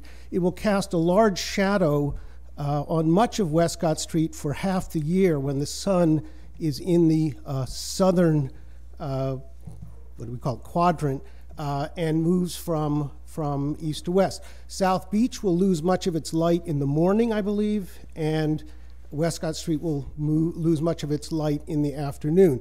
And that will certainly affect the lower part of the commercial and the residential part of Westcott Street. Even with the setback, this is a very large building, and I think we have to take that into consideration. It's a lot of building on a very small lot, and it pushes right up to the residential sight line in the rear, and it really is massive on the sides, despite the setbacks that were mentioned from the walls of the adjacent buildings. The only comparable buildings of this size on the east side, you have to go to South Beach and Genesee to look at the large apartment building there, or you have to go to Levy School. And both of those are freestanding buildings with substantial setbacks, not just from the street where the sidewalk, but substantial setbacks from the sidewalk itself. And on East Genesee, the thoroughfare itself is much wider, so the effects of the bulk of the building are not felt so greatly.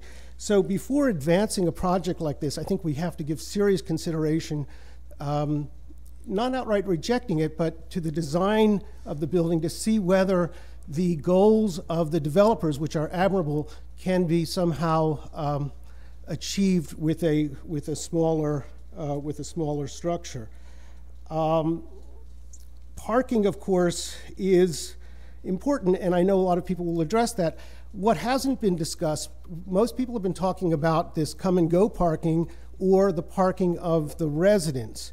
So even if there are 44 adults, or 33, but there'll probably be 40 adults, there are not going to be children in that building, not likely, maybe one or two. Even if only half of them have cars, that's cars in the neighborhood, and we do know that that area is very stressed for parking. But we also have deliveries. And people are talking about a grocery store, which I don't think is realistic because we've tried that in the past. But imagine if you had a grocery store there. There's no place for deliveries and pickups.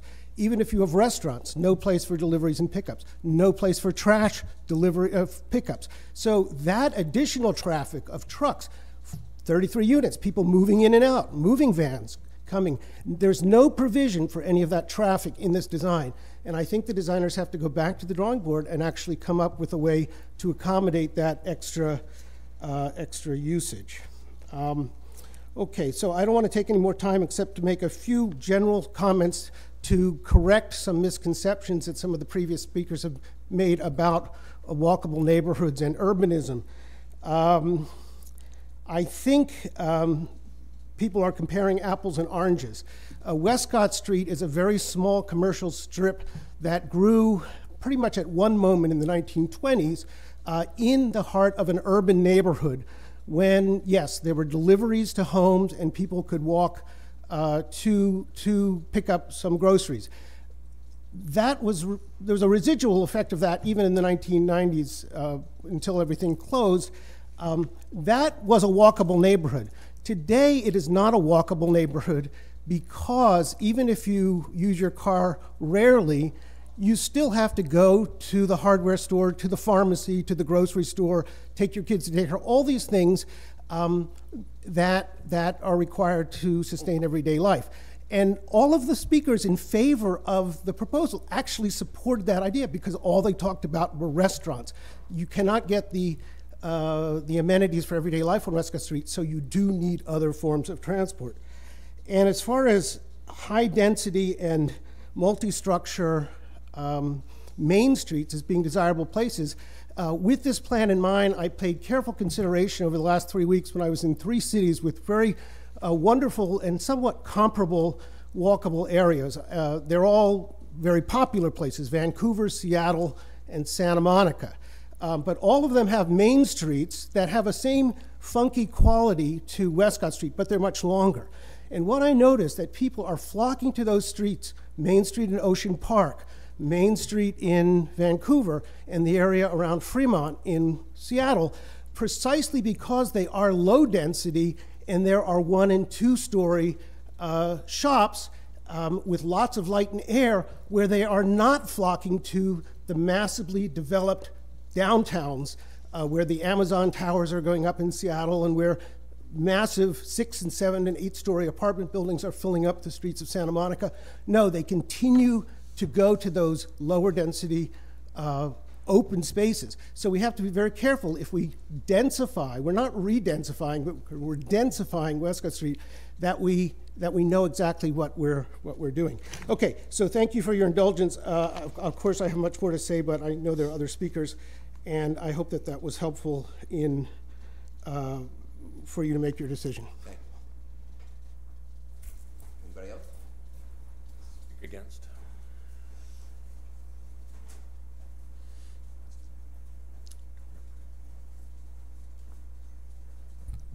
Ah, it's the right level. Good.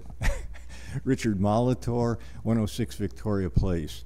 I'm about 150 feet from the proposed development, and I have serious concerns about the parking impact. The reason is that I have over the years personally witnessed the problems with parking density in the area. There are a number of rental properties on Victoria Place, and many of these have more units than there are parking spaces, and as a result, many of the residents are forced to park in the street. That's not a problem, per se. There is enough space on the street to accommodate these people. However, during peak uses of the Westcott business area, lunchtime, for example, or more especially in the evenings, and especially if there's something going on at the Westcott Theater, what happens is that the side streets get parked both sides all the way down. I mean, they have alternate side parking, but nobody cares about that. They park both sides all the way down. And there's no ticketing that goes on as a result of that. They simply do it. So more than once, actually quite a number of times, I've been forced over the years to call the police to have a car removed so that I could get either into or out of my driveway. They seem to think nothing about parking in front of a driveway or whatever.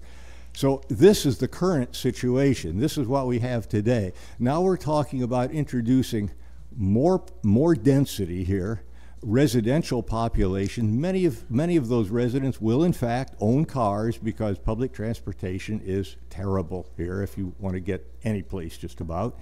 And then there is the use density, people coming to the various businesses and trying to find a place to park, and they're all going to park on the side streets, and Victoria Place is about the closest side street, so I see that taking the brunt of all of this, and I am quite dismayed at the idea.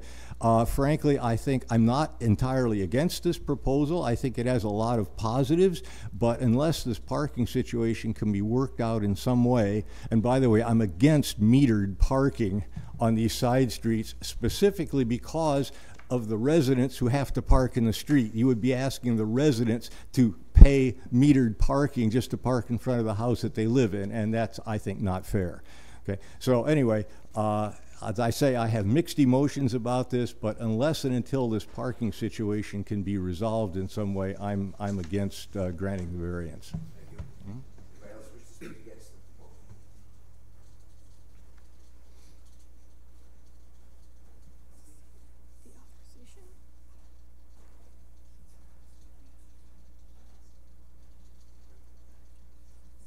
Hi, my name is Andrea Brand, and I live at 823 Maryland Avenue, right off of Euclid, a block from Westcott Street. And although parking is indeed the most salient issue, it is not the only issue. I'm a lifelong resident of the neighborhood. It seems to be important, but yes, I graduated from Nottingham High School. I know the guys that are developing it make a big deal out of that. But yes, I graduated from Nottingham. When I was in high school, I worked at the Red Barn on South Cross Avenue, which does date me. And then when I was in college, I worked at Hungry Charlie's down there in the basement. I had a blast up there. Marshall Street was much smaller then. We all knew each other. The place had a definite charm. You know, it had its own flavor. Now, you couldn't pay me to go to Marshall Street. There is no place to park up there. You know, I don't think a lot of townies go there anymore. The new building they have built next to what was the Red Barn is atrocious. Talk about towering over. It's horrible.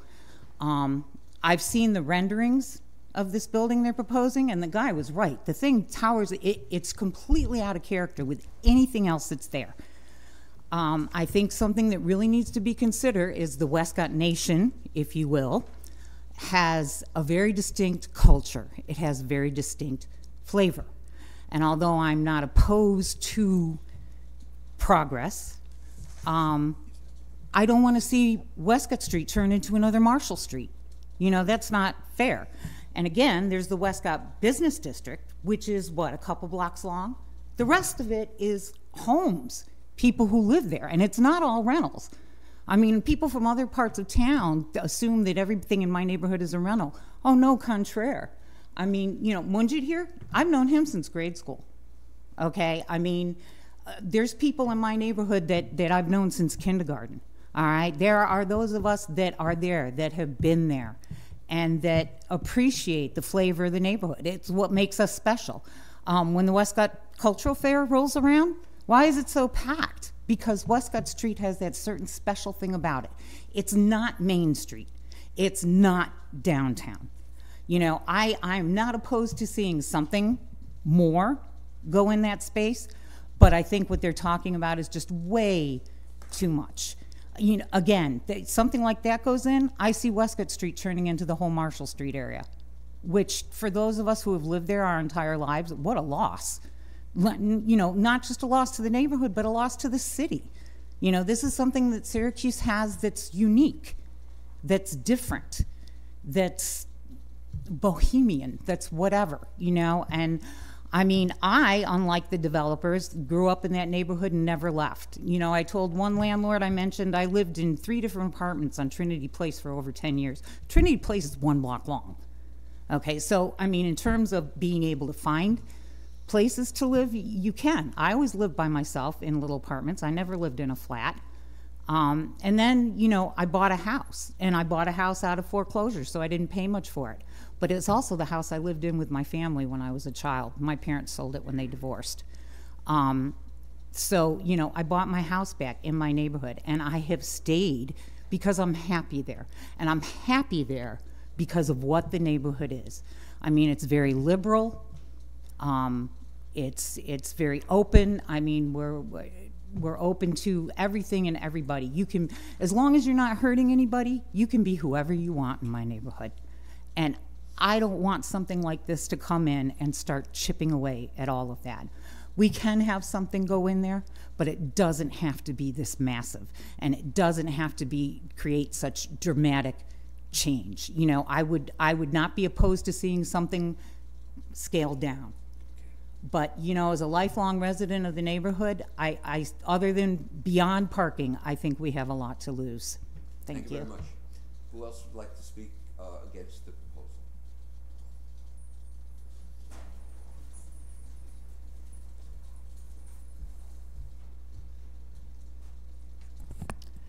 I'm Lorraine Corey. I have a business on Westcott Street, Boom Babies. It's been there over 33 years. Give us an address, please.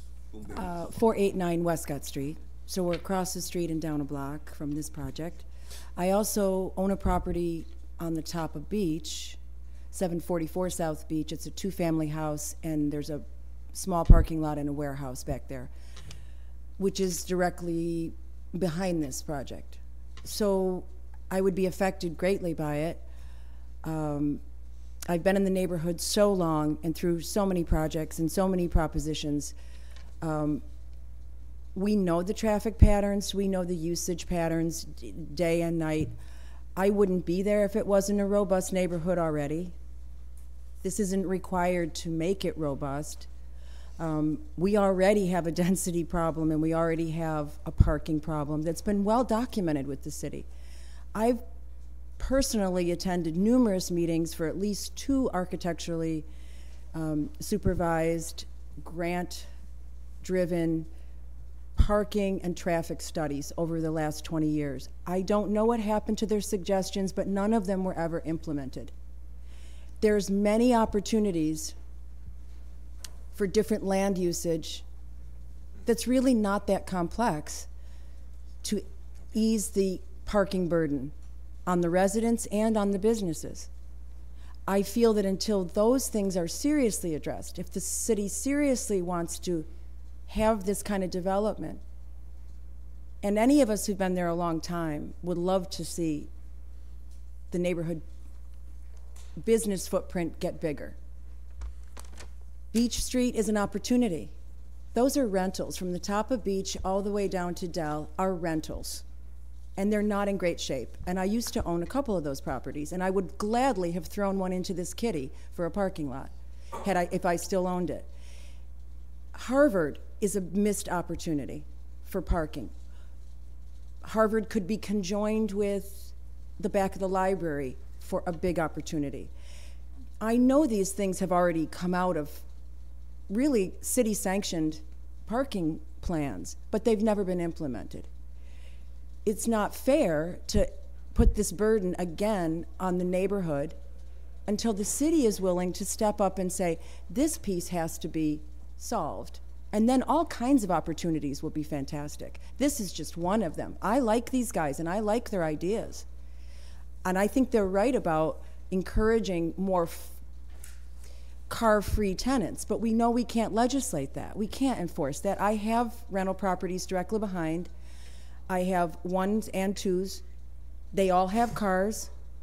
I'm required to provide them parking, and I do for my units. I have a certificate of compliance. I'm a little confused how early on, there was a guy here that had 15 units and 10 parking spaces, and he was required to reconfigure. We're talking about 33 units, and we're thinking about requiring no parking. That's a huge, gross difference in our approach. If we could reduce either the size of the building, it may not be financially viable for these fellows anymore. Or we look for opportunities so that they can accommodate half of the parking that they need. I think it could be done on the back with a little bit of creative thinking on Beach or Harvard. We actually need it on both ends.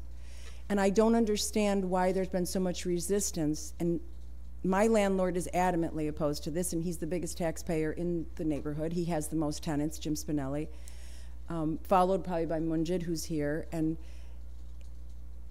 we've never felt that anything was going to be done to help us with the parking. So if this is some leverage that can be conjoined with that plan, we're all for that. But until we can do that, it's not really sincere on the city's part to say we will relieve this parking and just exacerbate the problem. In the immediate time, we already have a problem. My employees don't have anywhere to park when they show up. My tenants' cars get hit constantly by people coming and going and jamming in the back lot. We're overburdened, and that's not unsolvable. But it has to be a commitment on the city to really help possibly rezone some residences. Years ago, I think the neighbors would be absolutely opposed to that. This is 25 years later, that the first time I tried to have something rezoned on Beach. The neighbors have been so stressed by parking for so long. If there was a real plan to use some real dead houses and some real dead space for parking, they would love it. But that's not what's being discussed here. These guys weren't afforded the opportunity to say, we're going to take this spot and use this to cover some of our parking needs. My understanding is they were shot down before they could develop that. I believe they have really good intentions, but I think it needs to really be a big commitment for the city if it's going to work for everyone. Okay? Thank you. Thank you very much. Anybody else wish to speak against the application? Please.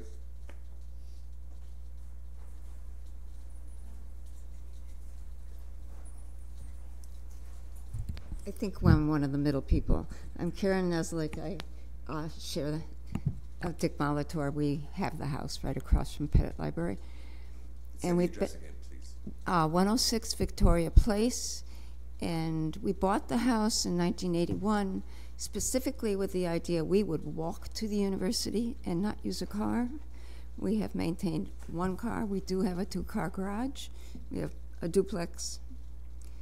And when this proposal mentioned aging in place, I sort of perked up.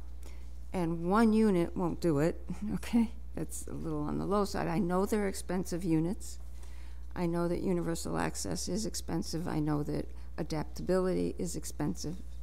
But I encourage them. I personally cannot rent in that as it's configured.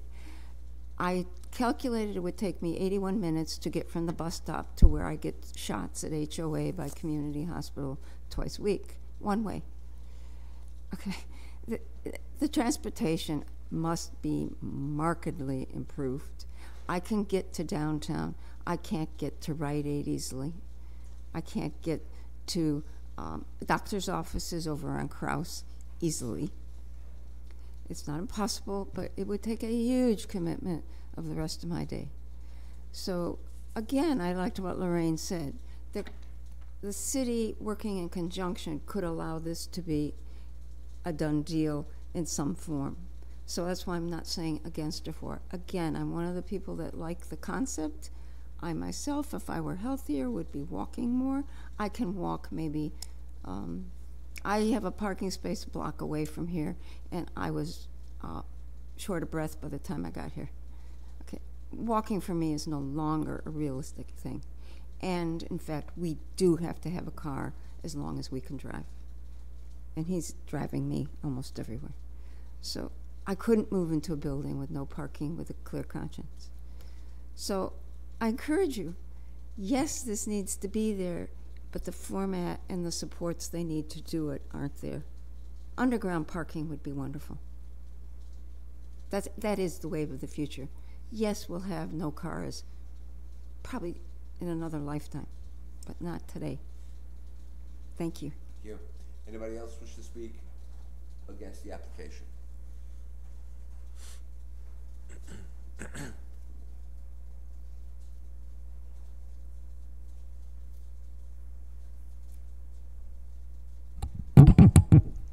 Thanks for your time. My name is Cosmo Pagano. I used to reside at 113 Trinity Place. I've since moved over to DeWitt. I currently own 113, 109, 112, and 111 Avondale Place. So grew up in the city of Syracuse, went to SUNY ESF, lived up on campus in that general area for a long time. And if you ask me today, right now, I'm against it. And that's only because I don't think that diligence has been done to evaluate the pertinent things that are concerning the residents, not only the residents there, but the future development. We're talking about buying into a concept of this is where things are going, this is where it is, and we were just told, right, that they looked at underground parking, and we were told we couldn't buy an RA1 residence to build a lot to go down below. What's the zone all the way down to the south to Euclid Street? It's all RA1. It's all RA, it's all residential. So if zoning is not willing to work with the city and developers to develop that concept totally, why are we buying into it right now? Why are we giving up the parking spaces right now? Why are we looking at traffic projections right now? You know, a good example of this is me as a business owner, right? We talk about how we care about the community, how we're up around the community. I've spent almost $75,000 improving parking at all of my houses to be able to provide parking spots plus one. That's one per bedroom plus an available spot for a temporary person to come in and park. That comes out of my bottom dollar. So at the end of the day, the whole economics don't work for me. I just can't buy it. That if we truly care about the character of the community and we truly care about the longevity of the community, that 5-year payback can become an 8-year payback. That these concerns that the residents have are true. They're very real. Let's talk about the ADA and the disabilities apartments that we're talking about putting in. Let's think about the concept of, hey, maybe those folks with disabilities and they're aging in the elderly, maybe they have PACE come by. I took care of my grandmother, I had PACE show up. That van sits outside of my grandmother's house for 10 minutes while we load her in. That's 10 minutes that something else is going to be parked in the middle of Westcott Street or along South Beach. Now, those are the things that I don't think they've been properly vetted. I don't think they've been properly concerned because of two concerns that were actually put forth by the developers themselves. That is time and money. I don't think the proper amount of time has been invested in the project to investigate these things, and I certainly don't think the proper amount of money and studies have been conducted to really sway me into that direction. If this were a two-story building, I probably wouldn't be here, because I think the two-story building fits the character of the neighborhood. Like it's already been said, the four-story building is just, it's a monstrosity. I'd be looking at a four-story building from my houses on Trinity that are about 200 feet away, on a street that I already can't even get my truck down to go and do maintenance on my houses and clear snow in the wintertime and do all that stuff. It's already a struggle, but we can overlook that. But the question is, how can I be expected to mitigate parking when 200 feet away we are literally allowing the exact same number of tenants to not have any parking, when you're telling me that I got to spend 75 grand as a longtime resident who's invested money into his property and into his city.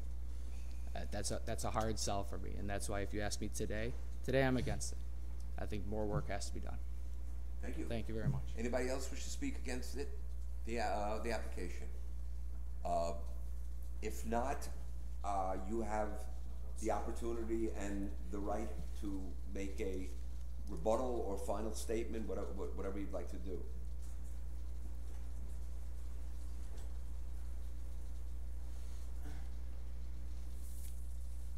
Thank you. Brendan Rose, representing the project. I really appreciate everybody's just being here and participating in this process. Partly just because I think this, we're all kind of like laying our cards on the table here, and I think it's, for us, better, the more transparent we are, the better. There's been some confusion in the community about this project in terms of who's paying for it and different people who are backing this project who have financial interests. This is our project. At this point, all the work that's gone into this project has been our labor. Nobody's paid for it. Not a single dollar has gone into this project that hasn't come out of our pockets and has been our time and energy.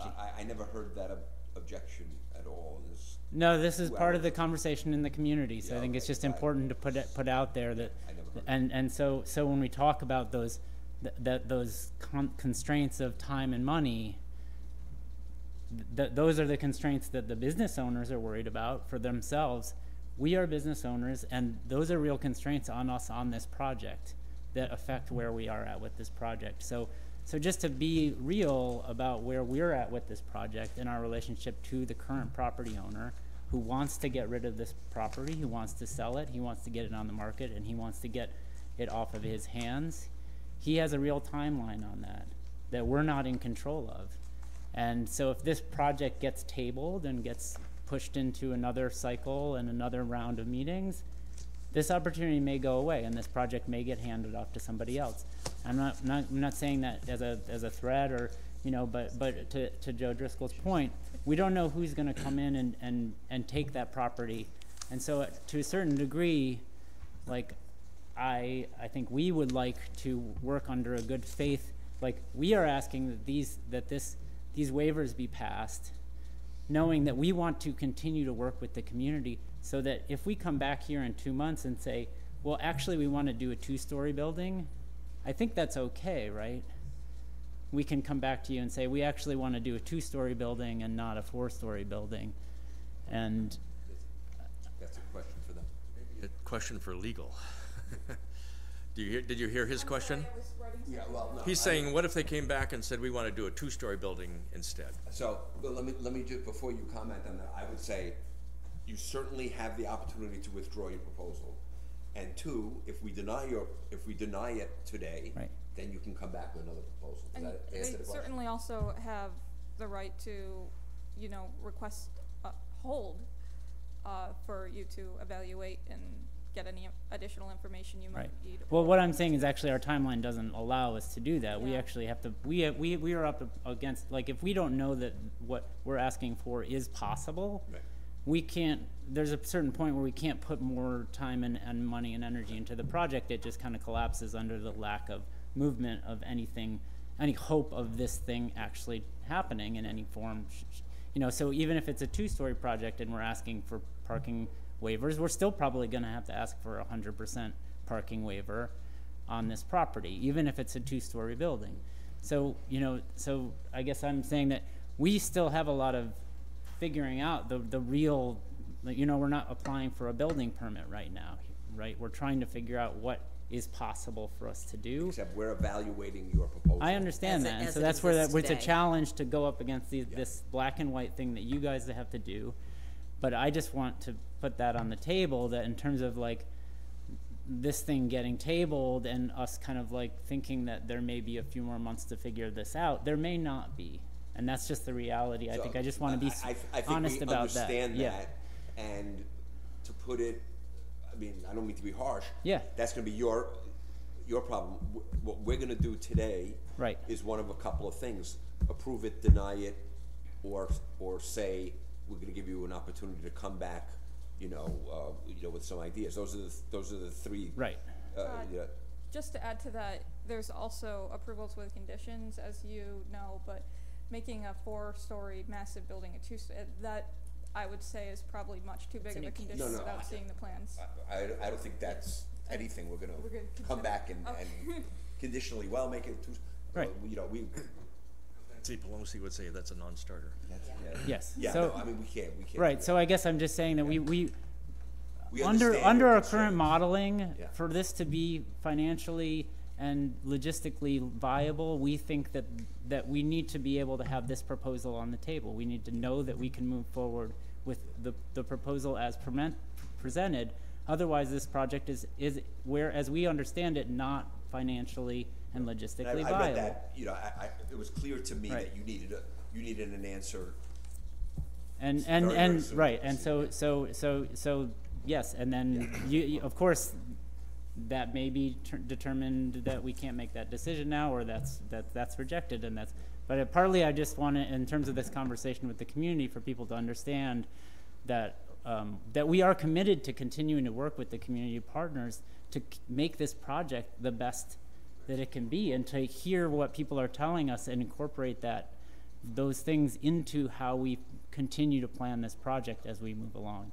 So I think that's just an important thing to put out there.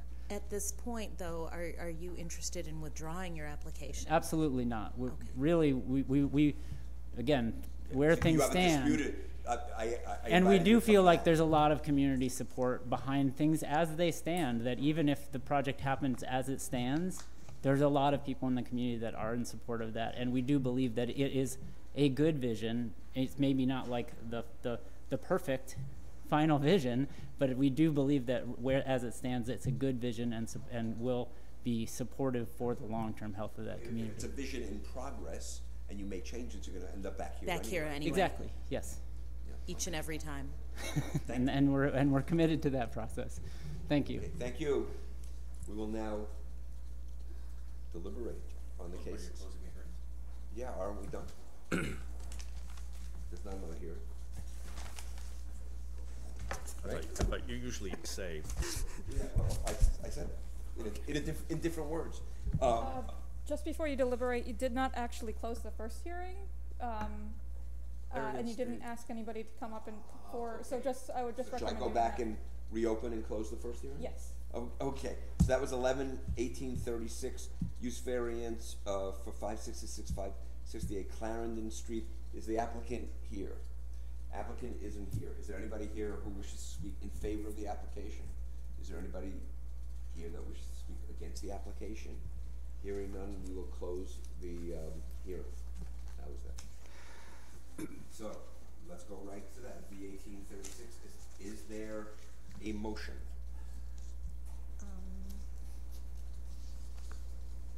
Did you hear from him at all? I spoke with him last week. He said he was going to get me financial information by last Friday or Monday.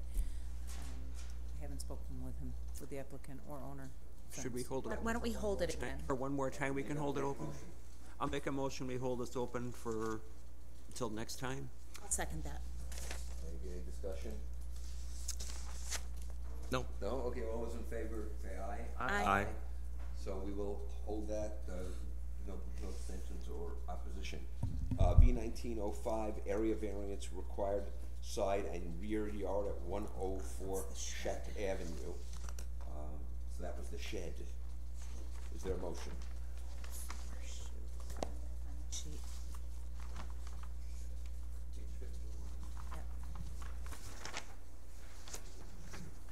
I'll make a motion to deny.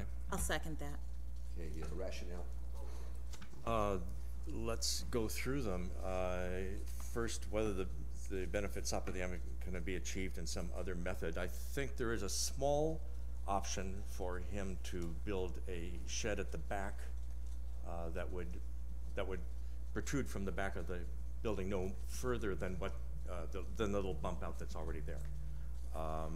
He might have been pointed that way if he had filed for a building permit before beginning what he'd done. So the answer to that is no. I think that he should have, there are other ways that he could have done this. Number two, whether the area variance is substantial.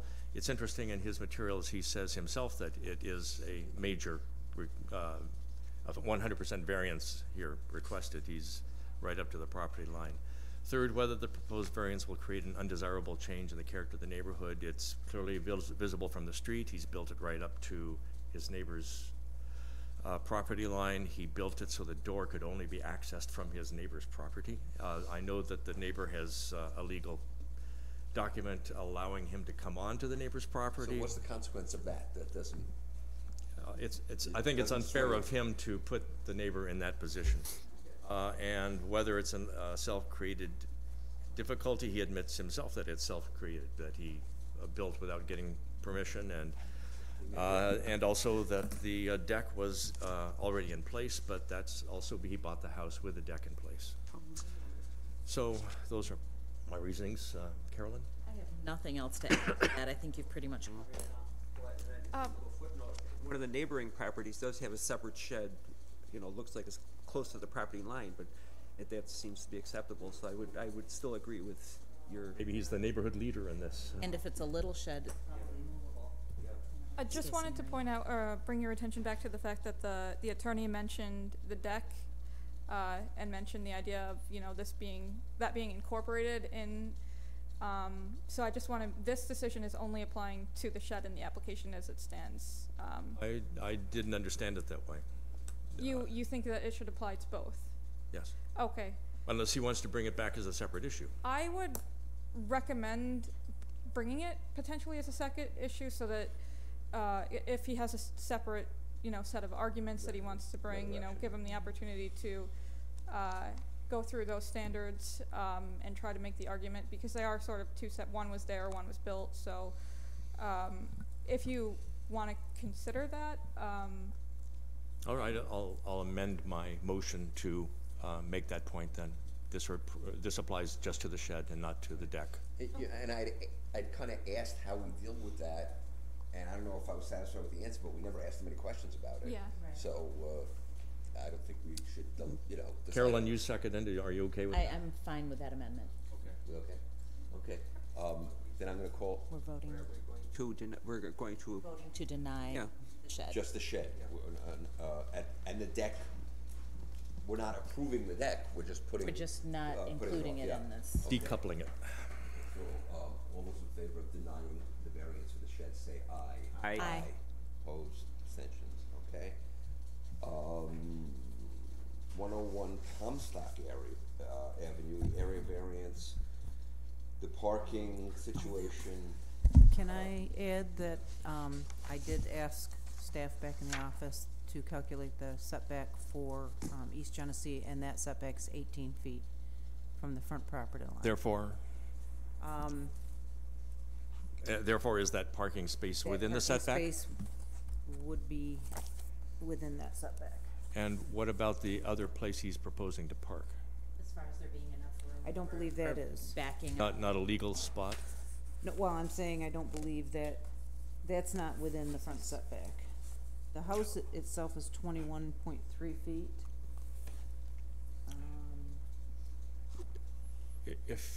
Do you see where it says wood deck there at the back of the Yes. house? He's proposing to park there instead of into the setback. With I the would, extra I would have car. to calculate that and see if there is adequate parking. Maybe we should. Otherwise, you would probably be removing that 'Cause sixth space and making it 5. So, we don't have a Well- a motion yet, but I was gonna say we could hold it based on that unless Waiting for the calculation. unless somebody just wants to make a flat denial based on everything. But we're not gonna approve it without knowing that information. I would be willing to make a motion that we allow 4 parking spaces instead of 5. Well, 6, there are 5 altogether, Or, I'm sorry, it's 6. Straight on in. Okay, so it'd be 5 instead of 6. that they would have to abide by the required setback on Genesee Street. Yeah, I'd be willing to do that. Should I? Is anybody else gonna second it? Or would you rather wait? To see if they. Could I just interject, I'll strengthen the motion by saying that we also offered the removal of the extraneous asphalt on the Comstock frontage. That was a concern specifically of the transportation planner, and to move forward with the 5 spaces is fine. That was a concern of mine as well. Okay. I'll second, Michael. I'll make that motion and, Okay, so I have to go through the standards again, don't I? You're approving with conditions? Yes, with condition, we're approving 5 spaces with condition that none of the parking area be within the front yard setback. And that the green area be incorporated as they provided in their plans today. Okay, so the benefits sought by the applicant be achieved by some other method which will be feasible. I think that we're finding the feasible alternative here in what we've proposed with conditions. The question area, it's a substantial variance. It's not, I think it works well with the limited space at this site, and especially with a high number of units within the building. An undesirable change in the neighborhood, I think what we're proposing here will be ultimately an improvement to the neighborhood. Adverse effect on the physical and environmental conditions in the neighborhood or district. I think, again, this will be an improvement on that street. And whether this is a self-created difficulty, no, it is not, because the whole project is constrained by the design and size of the lot and the building and the number of units in the building. Michael? I'll agree. Okay, call the question. All those in favor of the approval with the conditions, say aye. Aye. Opposed, no. Okay, the next one is 534, 544 Westcott Street. The variance to create the new project on Westcott Street. Is there a motion? I'll make a motion to hold it over just so we can talk. Who can talk? We can't talk until there's a motion. I'll second that. We need a We need to motion. be able to have before a we can conversation discuss. amongst ourselves here, so, Oh, can we, so the motion is to discuss? No, to hold it over. to hold the case, he's saying. Wait, to Time. hold it till the next meeting, or just for a few minutes and then? To the next meeting. Till the next Oh, I meeting. see. I don't understand. Because you have to have a motion on the floor in order to be able to have the discussion. Oh, okay, so his now motion we is can to just. hold it rather That's than a interesting. motion Okay, to so, approve so or a that, motion to that's deny. interesting. I've been here for a long time and we haven't done that before. Okay, so, what do I do? Ask for your rationale for your motion? Why should we Do hold I it over? need to go through the standards for this? No, you're explaining. It sounds like your reasoning is that you need more information What to make a information would you decision. want? Yes, so. Yes. Michael, what information would you want? I'm not. I would love to see a parking study. I would love to see if the DPW and neighborhood can find any way to find parking spaces off-site that could be contributed towards this project. So the applicant would be responsible for giving us this, right, okay. I won't be voting for that motion. Okay. I think it's a lot to discuss, but it's not all about parking. I don't know what a parking, come on, we live there, we know the answer to that. So you know, we talked about the idea of a parking study. I don't know what that accomplishes. If you could convince me of that, then, you know, that a parking study will put us on the right track to something, I'm amenable. But to hold us over and talk about parking, I don't think so. I heard a lot of things. I so want to be in favor of this. And I see a strong other side to this particular project. So I won't be voting for a motion to hold based on that. Okay. You want to give me a better rationale? I only did it so we can talk. Yeah. With the assumption we can vote it down if we want to go another way. Yeah, okay. What I find troubling is like it was brought out that the building is so tall, a 4-story building in a two or 3-story neighborhood, it'd be a monstrosity, and it would be a big change. It changes the character of the neighborhood. I don't, you know, on one hand, the people that advocated for, I like it the way it used to be. I mean, I was there, you know, I got there in the late 70s, so, you know, I've seen it all. I'm in favor of progress. I'm in favor of new ideas, but this might not, to me, this is not the right, you know, building to put in the middle of Westcott Street. Also, as a marketing consultant, I just don't see any due diligence on the marketing side of this. I don't know that there are people that want to live there. A very good argument was made on the other side, which I agree that you need a car. You know, not everybody, and they may find 33 people, but they haven't presented any evidence as to, you know, who they're. I don't want to get too academic, but the first thing I say when I teach marketing, and we mention who's your target market, and you say everybody, you're done. You're done. You know, that's not an answer. It's not a correct answer. So they need to go back and study and see really, you know, what fits there. And I say, I admire them. I'm of the neighborhood. You know, I want something more on Westcott Street, but I don't think this project fits, or I'm convinced that they've done, you know, they've thought a lot about the marketing. Okay. So, Caroline? I think the most compelling arguments we heard today were from the people who are sort of on the fence, who think that this is a great project, but for something, you know, that there's more thought that's needed, that there's more conversation that's needed, that there's more information that's needed, that too many of the problems haven't been worked out for this project to be before us already. So that's kind of where I stand on it. Okay. So I could make it. Yeah. Like I say, it's the size of the building and the parking issue. Like you, I love so many things about this. I'd love to see that part of the gas station design removed. I'd like to see the shops up to the sidewalk. Sure, yeah, I'd like to see mixed use with apartments above. I can't predict how I would vote, but if it were 2 stories, I'd have a much easier time saying no parking required. 3 stories becomes more difficult. 4 stories is really, really hard. And it's great to think big, and maybe they said, we want to make the biggest impact possible. You know, this will really, you know, be a great boost for the neighborhood, and we want to go big. I mean, if, like you said, they could have gone 10, 20 floors, but at some point. But even at the 4 stories, it's big. Okay. Yes. And I guess I think it's too much. Okay, so why don't we vote on my motion and then see if there's another one? Okay, so is there a second on the motion? Second it. We're gonna vote on holding this to get, you said specifically for a parking study.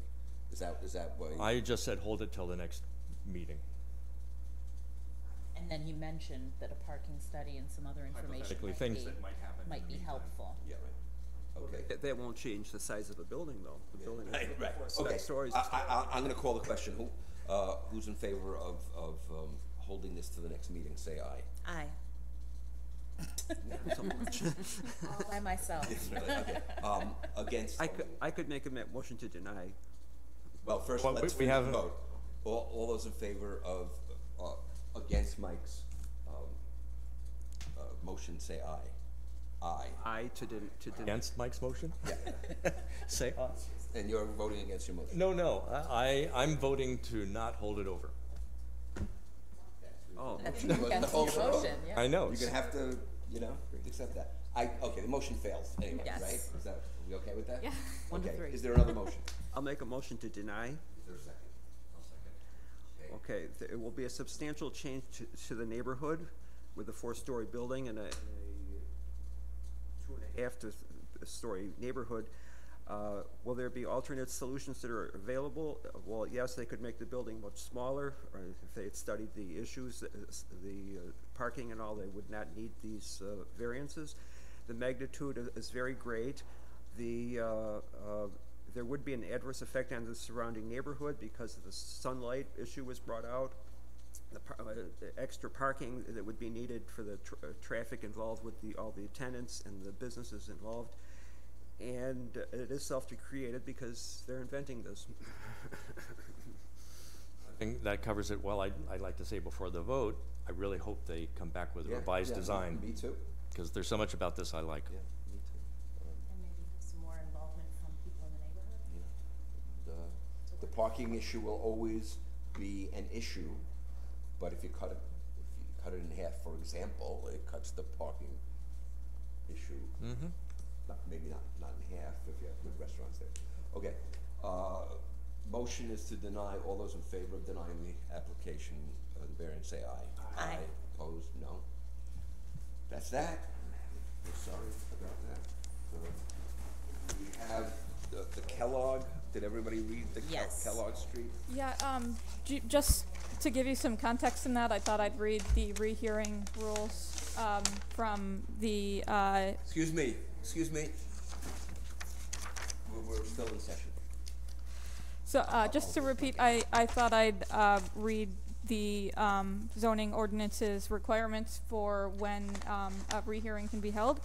So under rehearing, it says, in no instance shall a request for a reconsidering of a case heard and denied by the board be accepted unless there is a conclusive demonstration presented in writing that a substantial change in facts, evidence, or condition has occurred in regard to the neighborhood. First of all, one problem is I don't remember the case, and he's given us a paragraph here, so I don't know if he's changing anything. So I'm not really sure. In addition, so that's all I have to say. If you feel that this has not satisfied, one thing I can say is Mr. Lukac, in regard to this property, judgments have been taken against him for code enforcement. I've been in court with him several times, and I have his contact information as a result of that. So, Heather and zoning could certainly reach out to him, but I could also reach out to him and explain that he needs to provide more information if you feel he does. Or he could come to the next meeting and try Yeah. to convince us. And- That would be good too. Again, talking about new things, I don't recall having to deal with this before. I'm surprised. Well, by you giving us this letter, if you review the letter and you don't think he made any changes, you still pass it on to us. Sorry? When was he here last? When did he? 2 years ago. 17. In 17. House that was What funny. I'm saying is, The one across the street was so nice and his was a dump. Is this the house? so let's just. So, Is there a motion on this? I'll make a motion to deny his request to continue his hearing? have a new hearing? To have a new hearing. I'll agree with that if it's. So that's a second? Yeah, so that's Michael with the second. Yeah, and again, a rationale, we don't see that anything has changed based on his letter. He can come and talk to us or come up with a new proposal. Okay? Okay. All those in favor say aye. Aye. Just one quick thought. Would you like him to come perhaps as new business and make his case to you next month, or would that? I did send him the rules of procedure. I explained to him what needed to put into the letter as far, I read this to him, I explained to him, and this is the letter that I've gotten. His, I think our vote is consistent with what he's provided. So motion to check all tonight. All in favor say aye. Aye. Opposed, no. That motion passes.